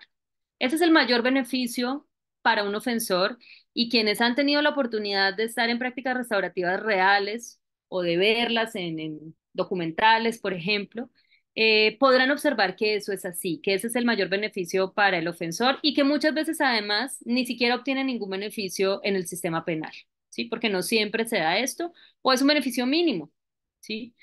Y la parte ofendida, por supuesto, tiene que verse restaurada. Entonces, no es cierto que los derechos de las víctimas no se reconozcan. De hecho, en esto, la victimología y pues muchos de los últimos estudios empíricos, criminológicos o victimológicos, nos muestran eso, la gran insatisfacción con el sistema penal por parte de las víctimas, no solo en Colombia, o sea, no es solo porque nuestro sistema funcione muy mal, sino en todos los sistemas penales del mundo. Esa insatisfacción, esa revictimización que se genera muchas veces en los procesos penales de las víctimas es algo que no se genera, empezando por el mismo nombre, ¿no? De víctima que le da el sistema penal, en esas personas sobrevivientes, que son las partes ofendidas, que se deben, por supuesto, ver beneficiadas y que ellas mismas lo van a nombrar así, a garantizar así, porque es que nadie las va a obligar a nada, sino que se les va a dar un acompañamiento. Y la comunidad cercana, que es algo que no se puede olvidar y que la justicia penal ordinaria olvida por completo. También tiene que ser beneficiada la comunidad cercana que se ha visto afectada por el conflicto penal, porque si no se ve beneficiada realmente esta mediación, no es una práctica restaurativa, es otra cosa, con un título falso. Y por eso también es muy importante incorporar cambios en el lenguaje, por eso les recuerdo, aunque es muy difundido en las resoluciones de fiscalía, se sigue hablando de víctimas, ya pues por lo menos no se habla de delincuente, pero es muy importante, es más recomendable hablar de parte ofensora y ofendida, porque seguir hablando de víctima psicológicamente le transmite a esa persona quedarse atrapada en la situación psicológica de víctima. Y realmente no podemos trabajar con víctimas en una mediación penal. Solo podemos trabajar con personas que en el pasado fueron víctimas, pero que hoy ya son sobrevivientes. Eso es un término psicológico, no es un término de moda, viene de la psicología y lo debe garantizar un psicólogo si es un delito, digamos, muy grave. Solo podemos trabajar con supervivientes, con personas que han sido ofendidas, pero que ya tienen capacidad de responsabilización, porque de lo contrario no podríamos hablar de una voluntad real y sí podríamos entrar a vulnerar derechos. Entonces, hay unos cuidados que se deben tener precisamente para garantizar esa protección a las partes involucradas. Hay muchos elementos a considerar. Aquí, pues, en la diapositiva aparecen algunos, estos son como algunos criterios, como unas checklists para mirar. Ahí viene el tema del perdón. Bueno, pero no voy a profundizar en eso porque el tiempo ya se me está acabando y quiero saltar rápidamente al quinto mito para ya dar paso a nuestra charla, preguntas, debate, porque también pues se aceptan obviamente todo tipo de contradicciones. Y es que los penalistas son los que más saben de mediación penal. Y eso sí que no es cierto y creo que ya es muy evidente por todo lo que he dicho. La mediación penal, digamos, es penal porque ha sido introducida por las normas penales dentro de un sistema penal y porque va a tener efectos penales. Pero esos efectos penales no los interpone el mediador. El mediador debe, sí, claro, conocerlos. Entonces sí debe estudiar un poquitico lo básico de ese sistema penal. ¿Para qué? Porque el mediador o el equipo de mediación debe informarle a las partes los efectos que esa mediación pueda generar en el proceso penal, entre muchos otros efectos. Realmente esos son los menos importantes en una mediación bien hecha, pero también son efectos y hay que explicarlos. Pero esos efectos no los aplica el mediador, no dependen del mediador. Eso ya va al juego procesal, dependerá de que el defensor pues luche porque se los apliquen los que le beneficien a su defendido, de que el juez garantice que se apliquen de la mejor manera según nuestra ley, etcétera. Pero pues realmente es un efecto secundario mínimo de un proceso de mediación, ¿sí? Los efectos que se tienen en el sistema penal y que como vimos varía según el tipo de delito, según el momento procesal y eso pues está claramente reglamentado en la ley y en las resoluciones. Y entonces, ¿por qué los penalistas son los que yo diría menos en principio saben de mediación? Porque la mediación, como vimos, es una práctica restaurativa que se basa en el enfoque de la justicia restaurativa, que busca esa armonía, que no busca el castigo, que parte del consenso. Y los penalistas, pues, estudian básicamente o estudiamos cómo sancionar, cómo funcionar en la lógica de la justicia retributiva, que es toda la contraria. Entonces, realmente, pues el penalista sí puede ser quien más sepa de cómo usar un acuerdo de mediación, ¿no? O un acta de mediación en un proceso penal, pero no de mediación.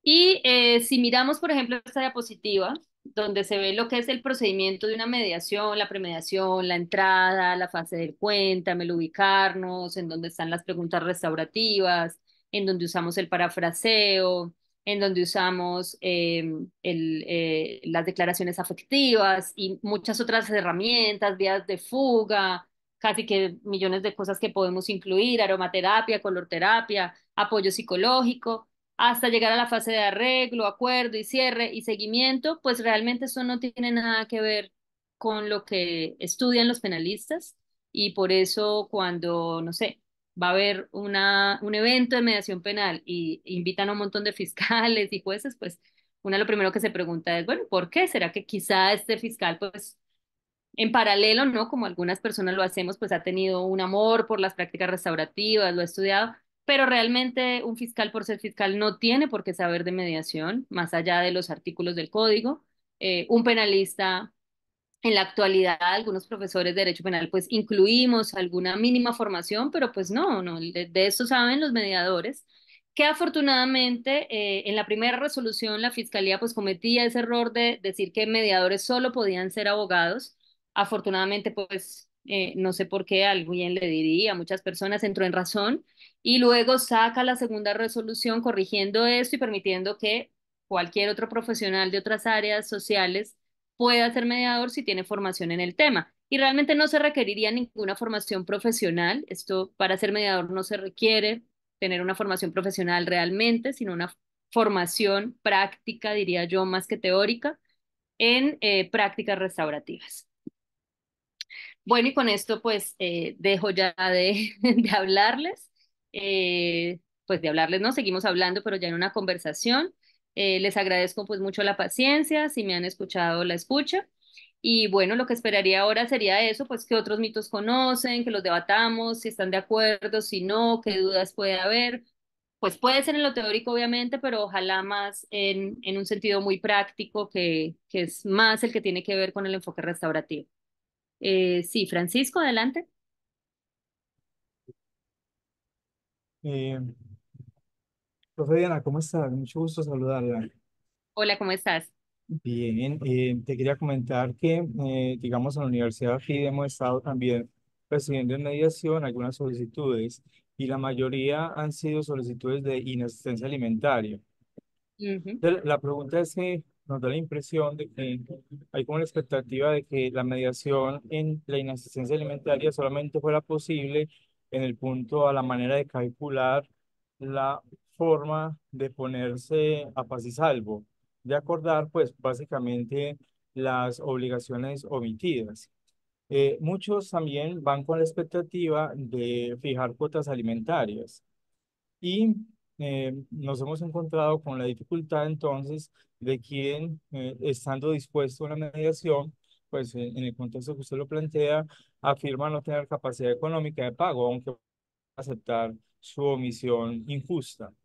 ujú, Entonces, la pregunta es si usted ve como posible soluciones diferentes a la indemnización, pues digamos a los pagos de las obligaciones dejas de pagar. De pronto, ¿qué opciones ven? Yo estoy pensando en, digamos, un padre que ha estado distante de sus hijos por muchas razones, podría ser un asunto de mediación, digamos, obligarse a unas citas de visitas, a un tipo de acercamiento familiar, pero tengo muchas dudas.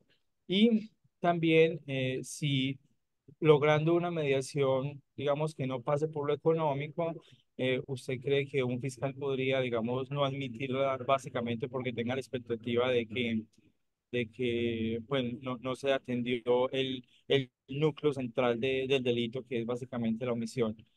Eh, Quisiera pues como generar una inquietud de eso, no sé si de pronto ujú.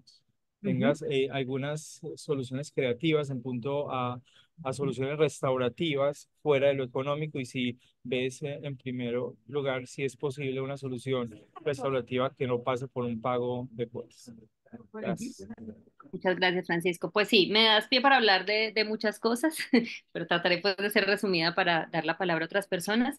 Sí, mira que ahí se ve lo que estaba diciendo, ¿no? Inasistencia alimentaria, uno diría, si lo que las partes quieren es fijar una cuota, es hacer un acuerdo de pago, realmente ¿para qué desgastarse con un proceso de mediación? Sí, lo pueden hacer a través de una transacción privada o una conciliación, si lo quieren formalizar de esa manera sería mucho más expedito y en mi opinión mucho más adecuado.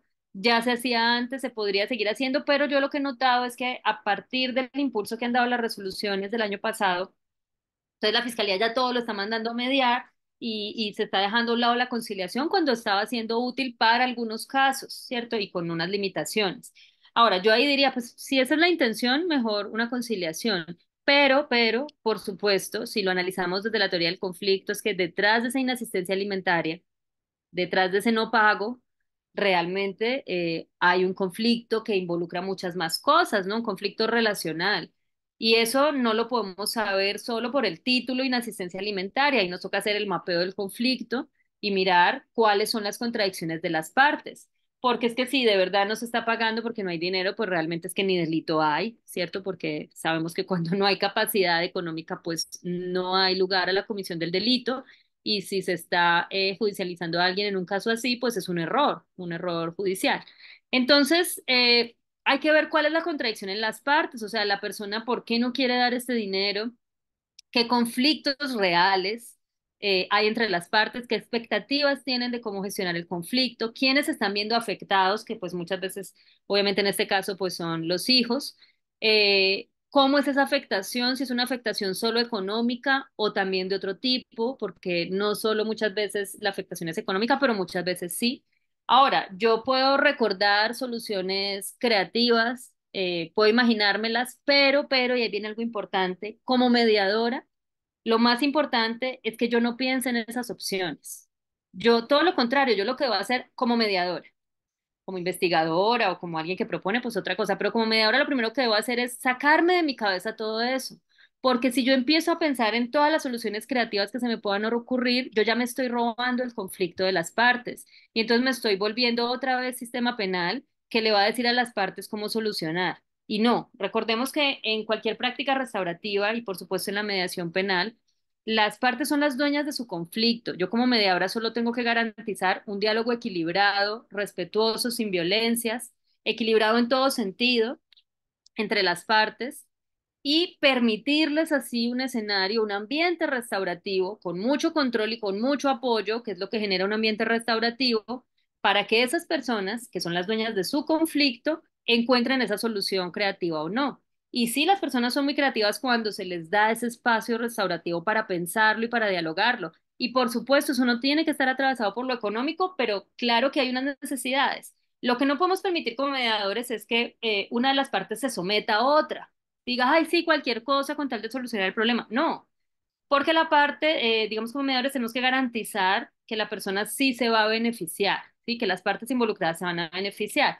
Pues a las partes se les puede ocurrir cualquier cosa, si no es un pago en dinero, puede ser un pago en especie, puede ser un servicio, qué sé yo, piensen que la persona no tiene con qué pagar o no quiere pagar algo, pero puede brindar un cuidado, puede cocinar, puede limpiar, puede transportar, puede hacer algo que beneficie también económicamente a la otra parte.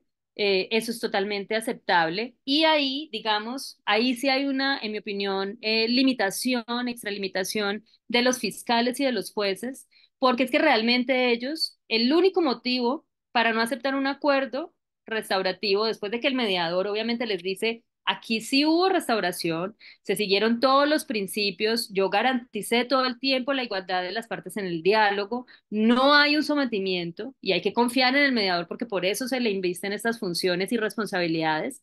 Si el mediador garantiza un proceso restaurativo, el fiscal no puede decir, no, es que me parece que la víctima no está restaurada, que no se garantiza. No, lo único que puede decir es, yo le compruebo que aquí no hubo voluntad, que hubo coerción, que hubo amenazas, eso es otra cosa. De resto, el fiscal no estaría autorizado, en mi opinión, según lo que trae la ley y lo que son las prácticas restaurativas, para negar ese acuerdo. Ahora, el juez puede valorar el acuerdo, y en eso sí es muy clara la ley también, con bastante libertad para los efectos penales, pero no es que se pueda rechazar el acuerdo de las partes. Y si es un delito querellable. Obviamente, en el caso de los delitos querellables, pues ahí ya el juez no se puede limitar en sus funciones. Cuando es un delito de oficio, pues desafortunadamente es potestad estatal esa punición y puede decidir si seguir o no con el castigo y dar o no efectos penales a ese acuerdo. Pero no se puede invalidar el acuerdo de mediación solo porque se diga que no hubo una satisfacción económica, porque realmente la restauración, aunque a veces pueda ser económica, no se centra en eso y solo las partes que saben su conflicto pueden decidir cuándo realmente hay una restauración, obviamente con esa garantía del equipo de mediación de que sí se siguieron los principios, que hubo respeto y que hubo igualdad en ese diálogo.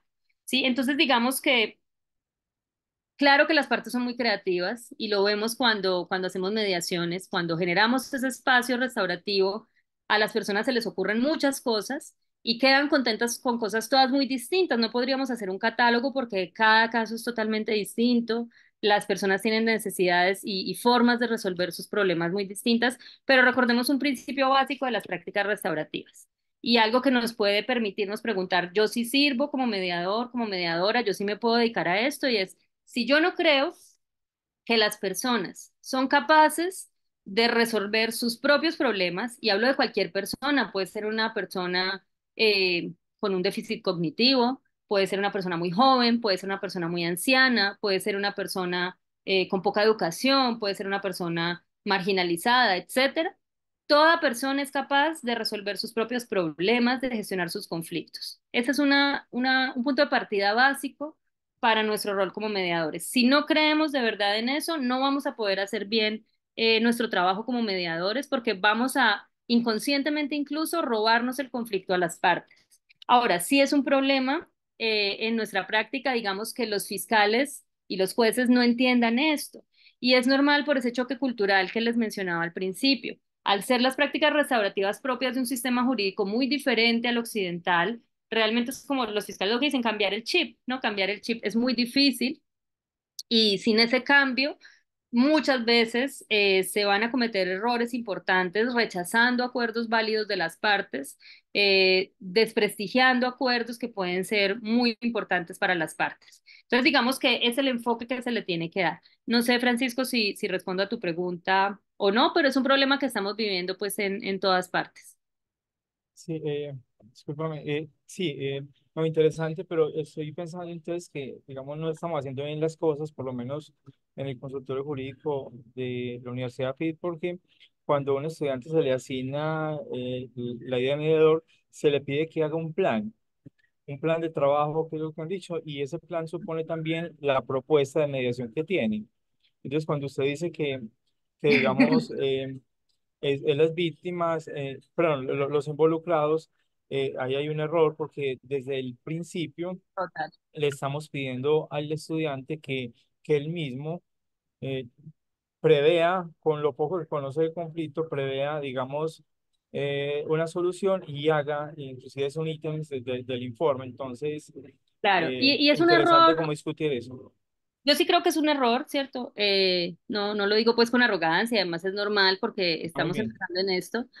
Sí creo que es un error porque mira, aquí me devuelvo al mapeo de conflictos. Este es solo uno de los modelos de los muchos que hay, pero si tú te vas a la teoría del conflicto, autores tan importantes pues como el recién fallecido Galtung y muchos otros, siempre resaltan algo importante. Cuando miramos el elemento número 5 que ustedes ven en la diapositiva, problema es del facilitador. Obviamente pues por poner el título no lo entienden, pero les explico un poco. Ahí lo que le pedimos a las personas que van a mediar o a facilitar, porque esto se usa para cualquier práctica restaurativa con facilitación, no solo para la mediación penal. Entonces, lo que se le pide aquí a los mediadores es, piense usted como usted, ¿cuál cree que es el problema? Y casi que decirle piense cuál es el problema es cómo se soluciona. Ah, no, el problema es que ese señor, bla, bla, bla, es que él no quiere pagar porque tal, o es que tiene rabia porque está celoso, porque es que ella ya está con otro hombre, entonces él no le quiere dar dinero porque se lo va a ir a gastar con el otro. ¿Sí? Eso sí lo tenemos que hacer, es un paso, pero ¿para qué lo hacemos? Y esto es lo que se enseña cuando se enseña a mapear. Solo lo hacemos para neutralizarnos. Porque, por supuesto, en el fondo no somos totalmente imparciales. Siempre una parte nos cae mejor que otra. Siempre, o sea, es que es imposible que no. Por lo que sea, "Ay, esta señora tan querida, ay, oh, qué pesar esta señora, y ese hombre tan horrible. ¿Sí? Y es imposible porque entonces tendríamos que poner a un robot a mediar y un robot no puede mediar. Aquí sí, pues el tema de la inteligencia artificial no sirve, no, no, porque esto es muy emocional para que lo haga un robot. Entonces nosotros lo que tenemos que hacer como mediadores es decir, bueno, a ver, ya reconozco que yo como que estoy más de este lado. Yo no se lo voy a decir a las partes, ¿cierto? A las personas, yo me lo digo a mí, esto es interno, el mapeo no se le muestra a las personas, es para mí como mediadora. Y yo ya sé eso, entonces yo me voy a controlar. Si yo ya sé que esta señora me cae tan bien, que me siento identificada con ella y que este me cae como mal, me pregunto, ¿me cae tan mal que no voy a poder comportarme neutral, que no los voy a poder tratar igual? Renuncio. Señor Señora directora del Centro de Conciliación, nombre otro mediador que yo no puedo. Me cayó fatal ese tipo, no me lo aguanto. No puedo. Listo. Pero si yo digo, no, pues sí, me cae más mal, soy más empática con ella, pero pues no, sí, puedo actuar neutral, pues tampoco, pues sí, entiendo que ese conflicto es de ellos, no mío. Entonces yo utilizo eso que yo ya sé de mí, mi prejuicio, básicamente el problema es del facilitador, es mi propio prejuicio para neutralizarlo. Esto es lo que yo todo el tiempo, cuando esté ahí sentada con ellos, no me puedo permitir que salga. Yo no puedo hacer mis preguntas para tratar de llevarlos a lo que yo creo que es la solución porque yo no me puedo robar el conflicto. Si yo me robo el conflicto, si yo suelto por ahí una ideita, como lo que nos ordena la ley de conciliación, ¿no? proponer fórmulas de arreglo. No, en mediación jamás y si uno quiere hacer una conciliación restaurativa, jamás. ¿Por qué? Y les doy una indicación muy sencilla que todos podrán entender desde su propia vida, porque esto de las prácticas hay que involucrarse mucho con la vida misma. Y es, estamos aquí en un problema, no sé, en la universidad discutiendo algo, bla, bla, y yo digo, ay, tengo una idea. ¿Por qué no hacemos tal y tal cosa? Es que si lo hacemos así, así, así, y lo explico bien. Y digamos que en el momento tú dices, listo, sí, ay, ya, vámonos a almorzar, qué hambre. Sí, sí, hagamos eso, firmamos o no firmamos, pero acordamos eso. Nos vamos. Algunas personas ya están bajando las escaleras y ya están, ay, me dejé convencer. Pero otras somos más demoradas, nos vamos a dormir y al otro día o en mitad de la noche nos despertamos y decimos, ay, no, me dejé convencer, esa Diana sí es carretuda. No, no, eso no era lo que yo quería, eso no. Y nos entra esa dudita y nos empieza a carcomer. ¿Y qué pasa? Adiós eficacia. Porque ahí es la gran diferencia entre la justicia o digamos el Catholic Law, el sistema jurídico consensual y el occidental. En el occidental usted acordó algo y ahí está la espada. Se arrepintió de malas, ya firmó de malas, aquí lo obligo, pero en el consensual no. Lo que nos garantiza la eficacia es el convencimiento de las partes. Y si esa parte por la noche, después de llegar a un acuerdo, va a empezar a dudar, porque es que yo me dejé convencer por ese señor, que me dio esa idea, que me hizo una pregunta capciosa. Entonces ya no hay convencimiento. Entonces la eficacia se cae. La eficacia se da porque yo me doy cuenta que yo llegué solita a esa conclusión, que yo fui la que la propuse, que nadie me dio esa idea, que se me ocurrió a mí, que yo quise y yo acepté y yo lo hablé con la otra persona y la voy a cumplir simplemente porque me da la gana. Ese es un acuerdo eficaz en una práctica restaurativa. Y es eficaz no porque nadie lo obligue, sino porque la persona llegó ahí sola a través de su transformación personal.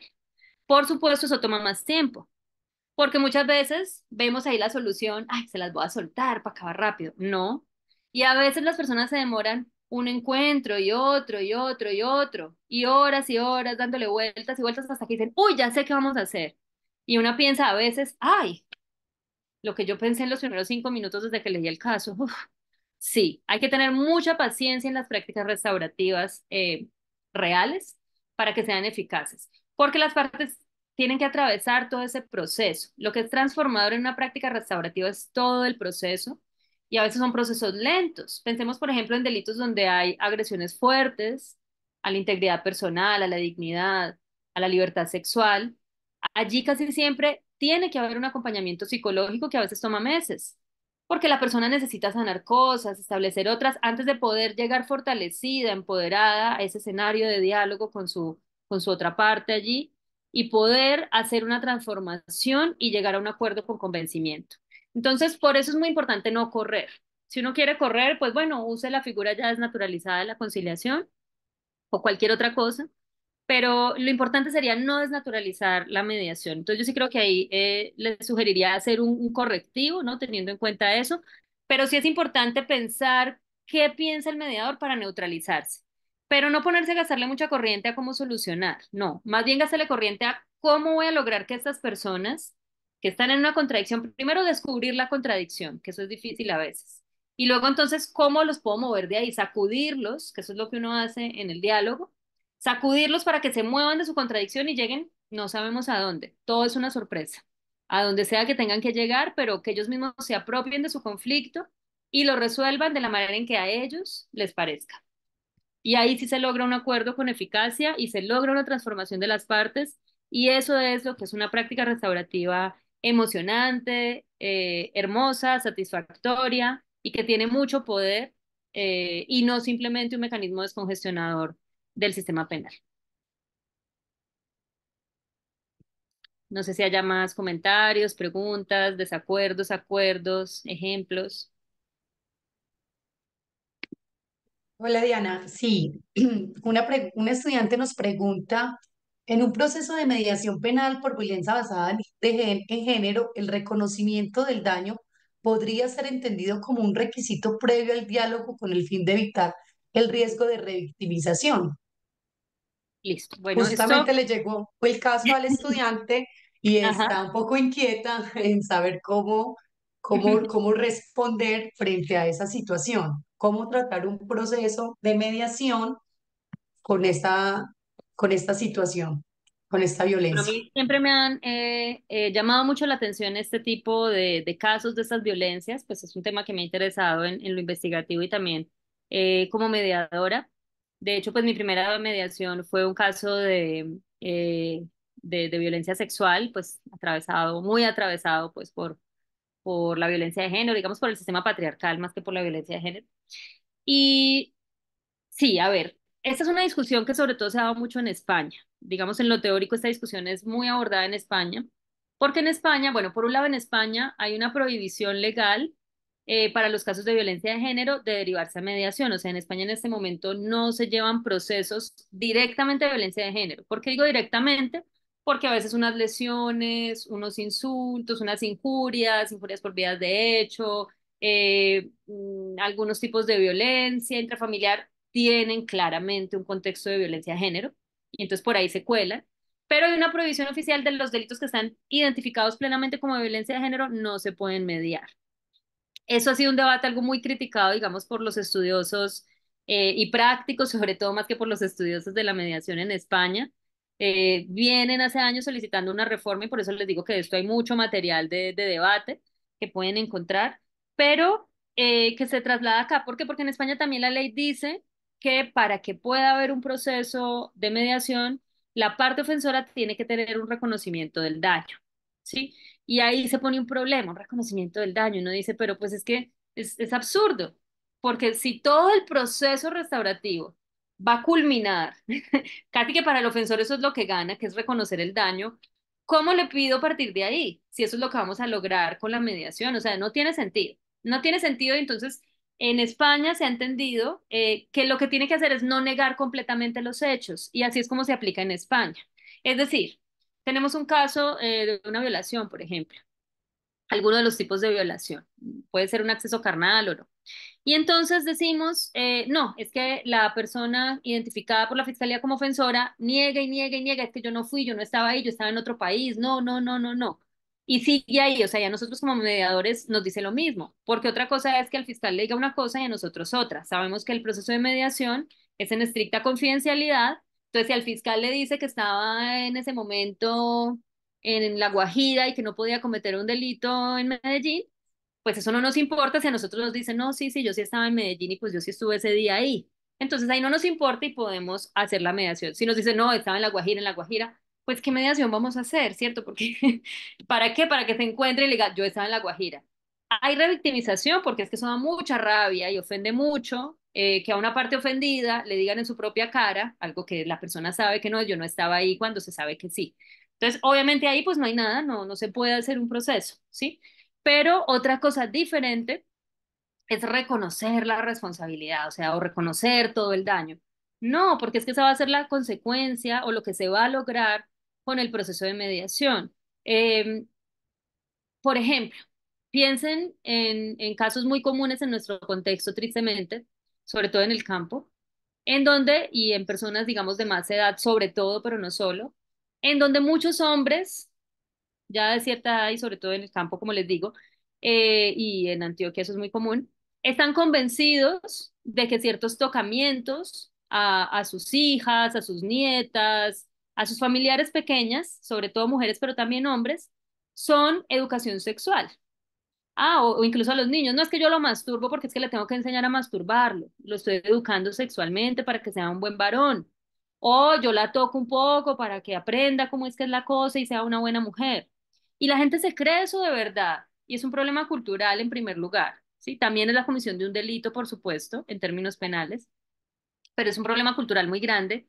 Allí la persona que llega a mediar en un caso así sabrá de entrada, uy, yo le causé tanto daño, no sé qué. No, no lo sabe, no es consciente de eso. Y la mayor ganancia que va a tener ese ofensor va a ser durante el proceso de mediación y yo diría ahí sí o sí con acompañamiento psicológico, porque esto es bien difícil de gestionar, va a ser darse cuenta de que el favor que le hizo, esa educación sexual que dio gratuitamente y tan amable, no fue ningún favor, sino que fue un daño, que generó muchos daños, que generó sufrimiento, traumas, un montón de problemas. Y eso esa persona lo va a entender gracias al proceso de mediación, un proceso de mediación bien hecho. Entonces, durante todo el proceso se va a dar cuenta de eso. Va a ser difícil para esa persona porque eso también implica un golpe emocional fuerte, lo tiene que asumir obviamente, y eso le va a permitir responsabilizarse. Entonces, no podemos pedir que se parta del punto de llegada de la mediación. Eso lo debemos entender como se ha hecho en España como una aceptación básica de los hechos objeto de discusión. ¿Sí? Porque pues si hay una negativa absoluta de yo estaba ahí o de que algo pasó entre los dos, yo ni la conozco, no, yo a esa señora ni la conozco, yo nunca le quité nada y va a estar todo el tiempo así, pues obviamente no podemos hacer un encuentro, ahí sí no. Pero no de asumir toda la responsabilidad, ni mucho menos ser consciente del daño, ¿sí? El que roba, pues cuando está robando, obvio que no está pensando en el daño que causó, ni lo puede saber. ¿Qué va a saber si la persona vivía de eso o no, si por eso se le arruinó toda su vida o solo se asustó un poquito? Eso es algo que se da en el proceso, Y me llega otra pregunta. ¿sí? Cuando se realizan mediaciones en el marco del sistema de responsabilidad penal para adolescentes Ujú, y están en ese encuentro con el adolescente en un delito de violencia intrafamiliar y la mediación abre una especie de caja de Pandora con ujú, respecto a otros hechos que pueden ser anteriores a esa violencia intrafamiliar y me trae otros delitos, ujú, como unos actos sexuales o ujú, una violencia de género, o me puede traer otros delitos. ¿Qué hace el mediador con toda esa narrativa que puede ser anterior al delito o puede ser concomitante el delito o puede ser también en este posterior, o sea, como resultado de esa violencia intrafamiliar? ujú. ¿Cuál es el papel del equipo de mediadores cuando se abren esas narrativas que están vinculadas con otros delitos en donde la víctima es un menor de edad? Exacto. Y esto es muy común, súper común. Y no se da solo cuando se gestionan violencias, a veces, de hecho, a veces, no sé, está regulando una cuota de alimentos, salen estas cosas con mucha frecuencia. Y en muchos otros casos, ¿no? En cosas que parece que no tuvieran nada que ver, pero por supuesto aún más en casos de violencia intrafamiliar, de violencias sexuales en ámbito familiar. Y no solo se da en el sistema de responsabilidad penal de adolescentes, sino también en mediaciones entre adultos. Bueno, allí la confidencialidad es un principio que está establecido por el nuevo Código de Procedimiento Penal y más que verlo, porque así cuesta mucho entenderlo, como una imposición legal, que lo es también, y que además no es extraña al derecho, porque ustedes saben el secreto profesional, pues ahí está, ¿no? O sea, los abogados nos cuentan un montón de delitos, pues a los penalistas. Y no corremos a denunciarlos, no podemos, ¿cierto? O sea, vulneraríamos el código de ética profesional, entre otras cosas. O sea, no, no podemos. Somos como curas o algo así. Bueno, aunque en los últimos años eso se ha venido discutiendo y disminuyendo, sobre todo en casos de terrorismo y cosas de estas, pero bueno, no voy a entrar en ese debate ahorita, que es muy interesante. Pero como mediadores, más allá de esa obligación legal de la confidencialidad, hay una cosa y es que si salen temas que se relacionan con lo que creíamos que era el conflicto, hay que abordar. Y esto sí es distinto a la conciliación. Ay, no, no, el objeto de la conciliación es este y me pongo aquí. No, no, no miro para allá. No, no, no me hable de eso. No, porque el mediador tiene que abordar toda la contradicción real entre las partes y por eso las mediaciones son lentas. Y una mediación que inicialmente podemos pensar y decirle al fiscal, ay, señor fiscal, suspenda el proceso a prueba por 2 meses, esto está fácil. Luego le tenemos que decir, señor fiscal, me encontré unas cositas, no le decimos qué. Hubo unas complejidades en el caso y tal y necesito un año más. Porque esto va para largo. Y así es. Y eso es lo bonito también de la mediación, que a diferencia de un proceso penal donde las partes esconden todo, la confidencialidad, ¿para qué está? ¿Cuál es la importancia? La sinceridad. Aquí en una mediación penal y en cualquier práctica restaurativa, no nos interesa la verdad verdadera ni la verdad judicial, eso nos tiene sin cuidado. Si una de las partes me dice que el Espíritu Santo lo agarró en los brazos y lo levantó y lo volvió a bajar, o le movió la mano y le abofeteó a la otra persona, yo le creo. Pues yo en el fondo no le creo, soy una persona así, yo no, pero no me importa, yo me hago que le creo, porque a mí no me interesa, ¿cierto? Yo no soy una juez que está allí para probar nada, ni le tengo que pedir pruebas, tráigame la prueba, un error también muy común entre mediadores, traiga la prueba. No, pues si la persona la quiere llevar y la quiere mostrar, problema de cada cual, ¿cierto? Si quiere convencer así. Pero yo no voy a pedir pruebas, ¿para qué? Yo creo todo, a mí no me importa. A mí lo que me interesa es que cada parte saque su propia verdad, la del Espíritu Santo, lo que sea. y que la otra parte vea qué hace con eso, vea si le sirve o no, dialogue con eso, en un ambiente obviamente de respeto. Pero no me interesa descubrir esa verdad verdadera, lo que interesa es cómo se sienten las partes con eso. Y ahí yo siempre digo, las personas tenemos un detector de mentiras que no vale en un proceso penal, ¿cierto? En un juicio, no vamos a decir, es que mi detector de mentiras, pero lo tenemos. Y por eso yo me opongo radical y absolutamente a la mediación penal virtual. La resolución la trae, es legal, pero para mí, mi llamado a todas las personas que hacen mediaciones es no opónganse, no hagan jamás una mediación penal virtual, por lo menos no de un caso pues serio, ya si es una bobada que simplemente quieren formalizar es otra cosa, pero una mediación real penal no la hagan virtual. Eso no sirve. Eso no sirve porque, ojo, es distinta a la indirecta, que es un poco lo que hace el palabrero guayú, que es llevar la palabra de un lado a otro. Eso sí, eso se usa mucho en violencia sexual o en delitos donde la persona ofendida no quiere ver al ofensor. Eso es totalmente válido. Pero siempre con presencialidad de quien media. O sea, yo mediadora no me voy a ver por una pantallita con el ofendido y con el ofensor. Eso no sirve porque ahí no funciona el detector de mentiras, entre otras. Entonces yo no voy a poder percibir ni tener esa sensación de me está diciendo no la verdad. Y todas las personas podemos saber eso. No podemos saber cuál es la verdad, ni en qué punto preciso nos mintieron, ni por qué, pero sí tenemos esa sensación. Y una parte ofendida que sienta que le están mintiendo, no es una parte que se va a sentir reparada. Ese diálogo no es restaurativo y ahí no importan las pruebas. Entonces, eso es lo que nos tiene que importar en un proceso de mediación. Eso que va a sentir la parte que es lo que le va a permitir ya dejar atrás todo ese daño y poder continuar con su vida. Entonces, ahí sí es muy importante esa presencialidad y esa confidencialidad, porque las partes no se van a permitir ser sinceras si saben que lo que digan va a ser usado en su contra, como en un juicio. Por eso los juicios son tan mentirosos. Y si aquí la mayoría somos abogados y con algún acercamiento a lo penal, pues sabemos que no hay un lugar donde haya más mentiras que en un proceso penal. De hecho, nuestra labor como abogados es hacer que mientan las partes muchas veces porque necesitamos buscar su beneficio procesal. Y eso pasa muchas veces por mentir o decir verdades a medias según lo que convenga. Entonces, no, eso no es restaurativo, eso es revictimizador y cualquier persona que haya sido víctima en un proceso penal, que haya recibido esa etiqueta y haya sufrido un proceso penal, sabe lo revictimizante que es oír mentir al ofensor o al abogado de la defensa. Pero eso es lo que tiene que pasar en el proceso penal. En un escenario de mediación no, y eso solo se garantiza con la confidencialidad. Entonces, si no hay confidencialidad, no puede generarse un ambiente restaurativo. Así de sencillo.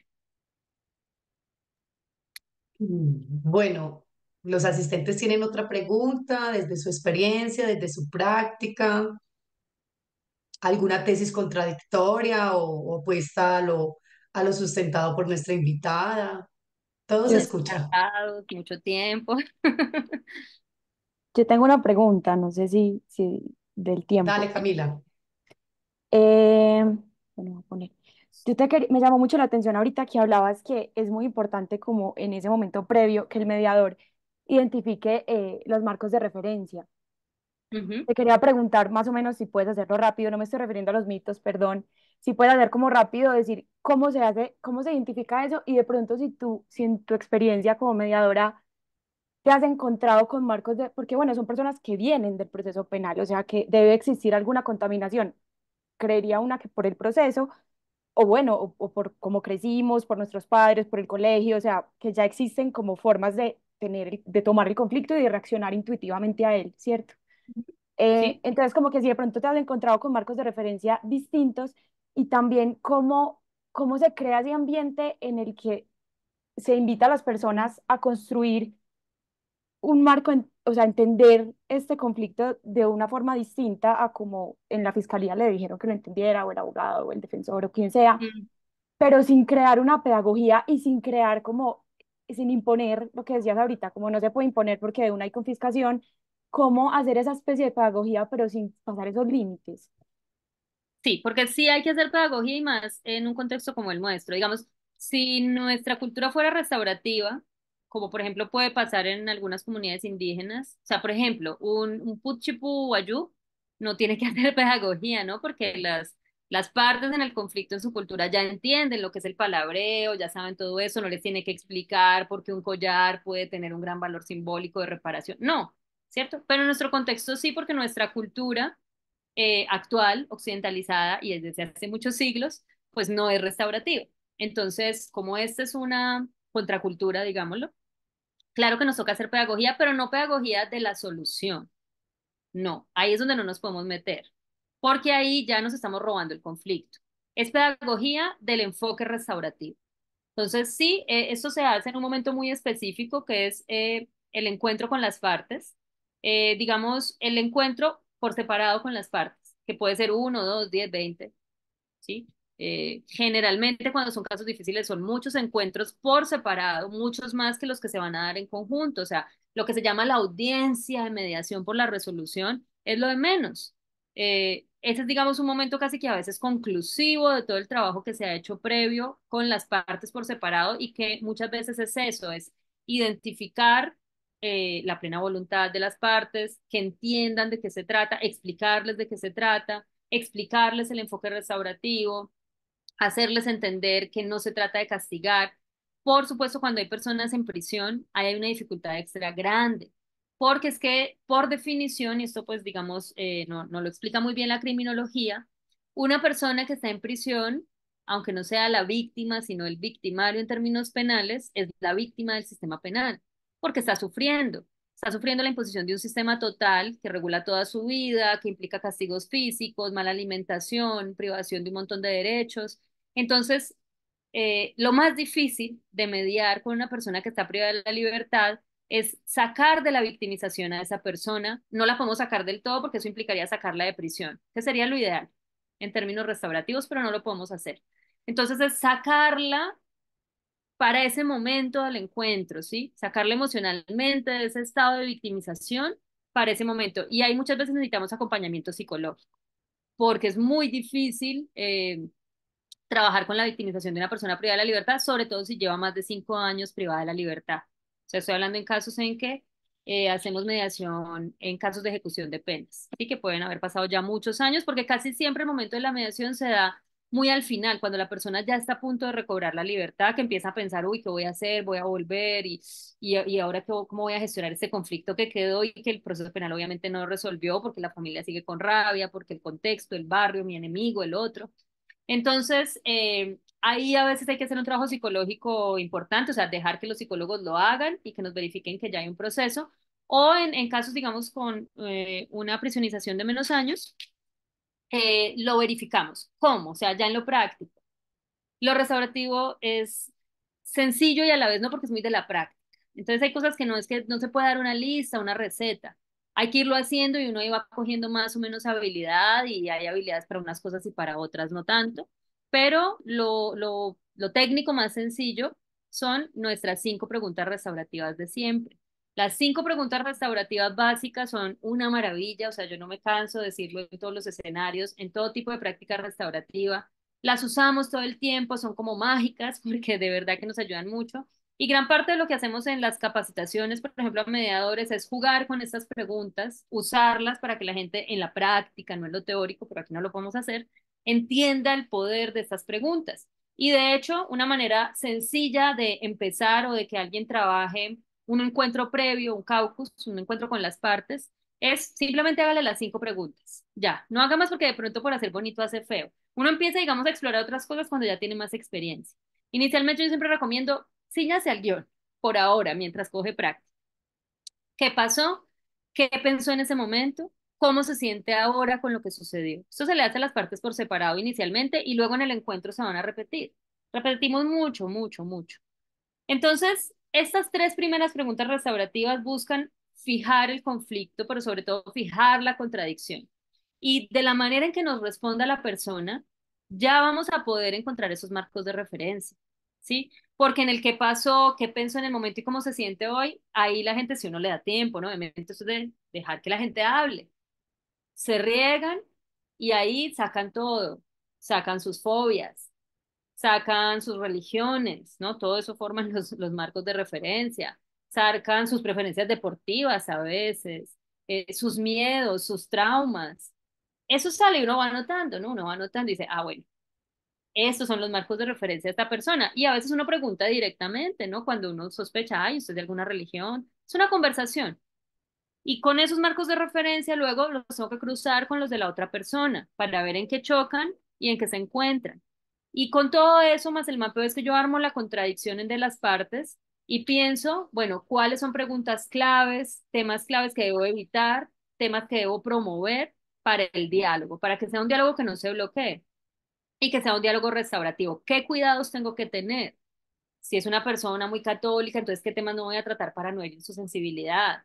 Si es una persona con unas fobias, ¿qué tan fuerte es esa fobia? ¿Necesito un psicólogo que lo trabaje antes o basta que yo lo maneje? Todo eso es lo que tenemos que analizar en el mapeo. Luego pasamos a la cuarta pregunta: ¿quiénes se han visto afectados? Que esa es la pregunta clave para mirar qué nivel de responsabilización tiene la persona, ¿sí? Y qué nivel de reconocerse como parte ofendida, porque a veces las partes ofendidas ni siquiera se dan cuenta que las han dañado. Entonces ahí tampoco podemos hacer un encuentro. Tenemos que esperar que la persona haga su proceso de caer en cuenta del daño que sufrió, que eso a veces dura años, ¿sí? Para poder entrar a tener un diálogo restaurativo. Y finalmente, la última, la quinta, ya es la que nos moviliza, ¿no? A la restauración, pero a veces no llegamos a esa. O sea, digamos que no vamos por bloques, ¿sí? Si no agotamos las tres primeras en lo que es la intención, lo que queremos obtener con esas preguntas, porque las podemos ir haciendo de distintas formas o insistiendo, no pasamos a la que sí. Si no hay responsabilización, obviamente tampoco vamos a pasar a qué se puede hacer para solucionar, porque si yo no me doy cuenta, si no me hago responsable de algo que hice, pues, ¿qué voy a solucionar? Nada, no, no paso allá. A esa solo llego después de que hay un proceso eficaz. Y si, por ejemplo, en esos encuentros individuales, yo veo que no se llega a la última, que la cuarta nunca, nunca pudo ser, quiere decir, a estas personas yo no las puedo encontrar. Puedo ver si puedo con un acompañamiento personal hacer que esa persona avance en ese proceso de transformación individual que está implícito en la mediación desde una visión transformadora. O decir, en este caso no se puede mediar, ¿cierto? Porque tristemente no siempre se puede mediar. Las prácticas restaurativas, en mi opinión, siempre son una maravilla cuando se hacen bien, pero parte de hacerlas bien es reconocer que en algunos casos no es el momento, puede que en unos años sí, o no, aquí no, no se puede hacer una práctica restaurativa. ¿Sí? Más o menos te respondí. Gracias. No sé si alguien más tenga alguna intervención, pregunta, de que hemos estado mucho tiempo. Nos quedan oficialmente 10 minutos. Bueno, mientras los tímidos de pronto se animan, yo quisiera hacerte una pregunta, Diana. En tu experiencia como mediadora, eh, ¿te ha tocado de empezar, digamos, planteándote la posibilidad de iniciar con una mediación y terminar con otra práctica restaurativa al observar que la historia del conflicto, los actores y el escenario empiezan a ampliarse? Sí, sí, sobre todo, digamos, cuando me ha pasado más en ámbito escolar y comunitario, cuando es muy claro que más allá de ser un conflicto interpersonal entre dos personas o cuatro o cinco, es un conflicto grupal, ¿no? Que involucra grupos de personas, que involucra prácticas, digamos, no excepcionales, sino generalizadas en el contexto o en la comunidad en la que se está trabajando. Entonces, allí obviamente mucho mejor que la mediación es empezar, por ejemplo, por un círculo de diálogo. A mí me gusta mucho usar el círculo de muchas formas, para mí es una práctica restaurativa preciosa, eh, y además mucho más cercana a casi todas nuestras comunidades indígenas, más que la mediación, que digamos los guayús sí, pero entre otras comunidades la mediación es más rara, pues o formas similares a la mediación, pues para hablar con los términos más comunes. Eh, y entonces en los círculos, por ejemplo, me gusta mucho usar el círculo incluso como diagnóstico. Entonces, hacer un primer círculo para diagnosticar el conflicto, digamos, hacer el mapeo del que les hablé antes, sacar esos datos, no entrevistándome con todas las partes, porque imagínense en una comunidad, pues 20, 30 personas, a veces no hay tiempo, pues para uno entrevistarse con todo el mundo por separado, ni la gente quiere. Entonces, mejor hacer un círculo diagnóstico o dos, y de ahí sacar la información del mapeo y a veces entonces de ahí sale suficiente información para hacer otro círculo de diálogo, esta vez sí de gestión del conflicto y me parece que ha funcionado muy bien. En algunas ocasiones, en cambio, he estado más por pensar que puede ser más benéfica una conferencia restaurativa, que ya, pues, digamos, tiene otra metodología, que también implica un diálogo grupal, que no es interpersonal, bueno, es interpersonal, pero con apoyo, digamos, de otras personas. Entonces, a veces la conferencia en general no la he encontrado tan útil en casos en que aborde a muchas personas o conflictos más de tipo comunitario o colectivo, sino cuando a las personas solas les cuesta responsabilizarse o es muy difícil en la mediación lograr que se muevan de su punto de partida, Los ¿sí? zapatos los veo Entonces, acá, ¿por qué los saca de aquí? en esos casos, No lo puedo entender. Jenny Gianni, creo que por tienen. favor, pones en silencio el micrófono. Gracias. Entonces, en esos casos, digamos, cuando uno ve que las partes están bloqueadas, que pues por muy distintos motivos no se logran mover de su punto inicial, es muy útil la conferencia porque allí llamamos personas que mueven a esas partes, o sea, el conflicto sigue siendo interpersonal, pero llamamos a otras personas, digamos, de apoyo o de confrontación, y eso hace que estas personas se muevan mucho y lleguen a unas ideas o se muevan de ese punto de partida y el diálogo se desbloquee y se pueda dar un diálogo restaurativo. Entonces, sí, muchas veces la verdad es que la mediación debería mutar a un sistema de conferencia. ¿Cómo lo podríamos hacer en el sistema penal? No está prohibido. No está prohibido y realmente el mediador puede decir, bueno, pues hoy al encuentro de mediación no lo tiene que llamar conferencia o puede decir que sí, que va a meter una conferencia porque de hecho el Código de Procedimiento Penal lo permite, aunque no está reglamentado involucra a más personas, dice, voy a hacer una reunión más amplia, voy a llamar también a su papá, a su mamá, a su novia, a su vecino, y hace la conferencia, que es simplemente otra técnica de diálogo. Y eso desbloquea. Y luego, para, digamos, si se ve que va a haber acuerdos, si volvemos a convocar, digamos, un típico encuentro de mediación para fijar esos acuerdos. Pero para desbloquear el diálogo, una conferencia a veces es muy útil. Pero no rechazarla. Es decir, me ha ¿No? pasado, me ha pasado que varios mediadores dicen, ah, esto ya no es una mediación, esto ya es grupal, hay demasiado, en la historia del conflicto ya hay demasiados problemas, se la devolvemos a la fiscalía y le decimos que este problema no es a través de del mecanismo restaurativo de mediación, entonces, por lo tanto, no se puede mediar. No, pues He yo creo que escuchado eso es un respuestas de esa error. naturaleza. Claro, eso yo creo que es un error y pues que viene también de que nos ha faltado una formación integral en prácticas restaurativas más que solo en mediación, porque es que realmente las prácticas restaurativas son fluidas, o sea, y son una batería de herramientas para facilitar el conflicto, o sea, realmente no es que haya un experto en conferencias, no sé ni cómo se llama, el conferencista, nunca le he puesto nombre, no es el facilitador de una conferencia, ni como tal habría un mediador, ni un conciliación si fuera restaurativo, ni un no, o sea, lo que es un facilitador de diálogo con una batería de herramientas que son las prácticas restaurativas, donde además se puede innovar. Bueno, yo sí recomiendo no innovar, pues a menos que se tenga mucha experiencia, pero eso es lo bonito también del enfoque restaurativo, la flexibilidad, y eso no lo entendemos si pensamos esa mentira que nos meten muchos europeos de que las prácticas restaurativas son un invento de los años 70 del pensamiento occidental, una evolución, una transmutación rara ahí del sistema occidental jurídico y no es verdad, o sea, eso viene de otro modelo cultural, pueden convivir, pues ya vemos que conviven, bien o mal, pues ahí vamos viendo cómo lo construimos, pero viene de otras culturas, de otras formas de ver, de entender y de actuar diferentes, en donde esa especialización pues del mediador, el conciliador, el de las conferencias no tiene mucho sentido. Pero creo que es un problema de formación. Muchísimas gracias, Diana, de verdad. Con mucha Gracias, claridad Ana. das respuesta a todas estas preguntas. No sé si los asistentes tienen alguna otra pregunta en el chat. No quiero leer los comentarios de Gustavo, que Gustavo ha hecho varios comentarios y los hemos pasado como por alto. El primer comentario dice, a mí me da la impresión que el modelo retributivo como que responde a un modelo económico como poder de fuerza esclavista, feudalista, Obvio, capitalista, claro. ventajoso para la víctima, mientras que Ujú. el restaurativo, Bueno, donde se ventajoso para la víctima. equilibran, Solo no estoy de acuerdo con lo de ventajoso para la víctima. Pero que manipula a la víctima, que se aprovecha de las necesidades de la víctima para buscar otras cosas, creo que sí. Mientras que el restaurativo, donde se equilibran las fuerzas o las cartas, como que es como un trueque. Bueno, Mm, no sé si Gustavo quisiera abrir el micrófono y de pronto contarnos un En poquito una sobre eso. reparación de del sector económico, digamos que puede entrar la figura del trueque, claro, porque no, el dinero como tal, pues sí, para las partes no es esencial, no es esencial.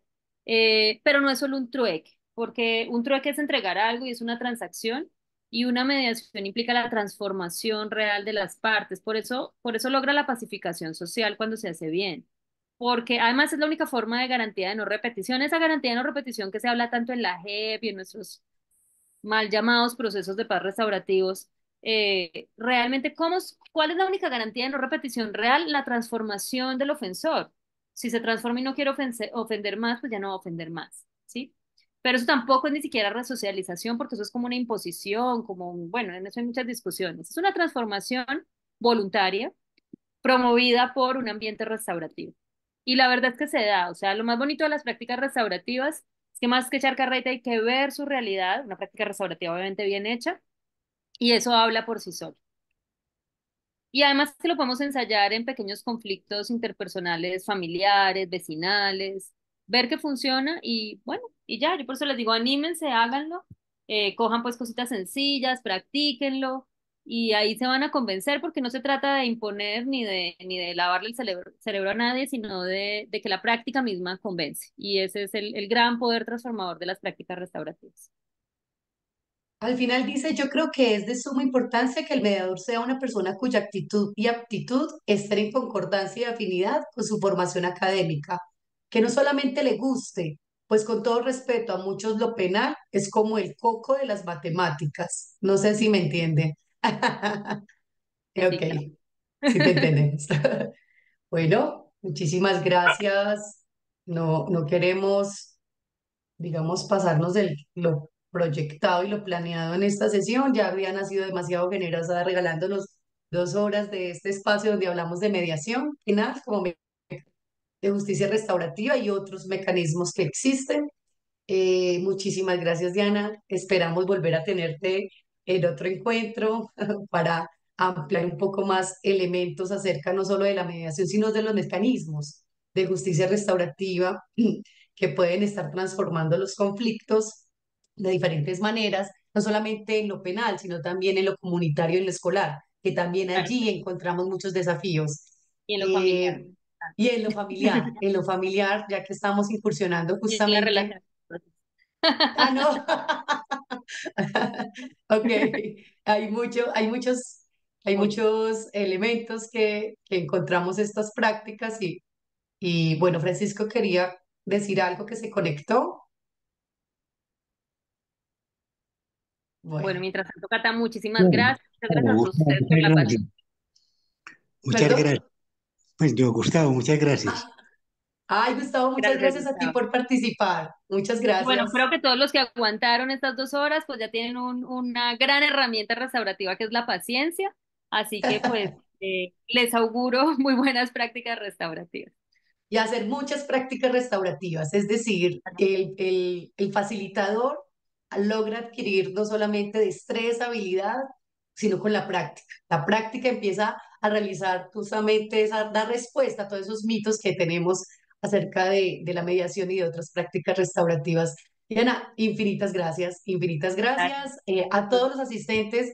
Esta grabación va a ser compartida. Va a estar alojada en el curso de mediación penal como mecanismo de justicia restaurativa que tenemos en la universidad. Las personas que no están inscritas al curso, que no tienen acceso a él, me pueden escribir a este correo electrónico que vuelvo a publicar para podérselas enviar vía correo electrónico. Muchas gracias a todos los asistentes y especialmente a esta maravillosa invitada. Es un honor. Muchísimas gracias tenerte. Cata. Feliz noche para todos y todas. Bueno, muchas gracias. Feliz Hasta luego. noche. Hasta luego. Chao, Cata.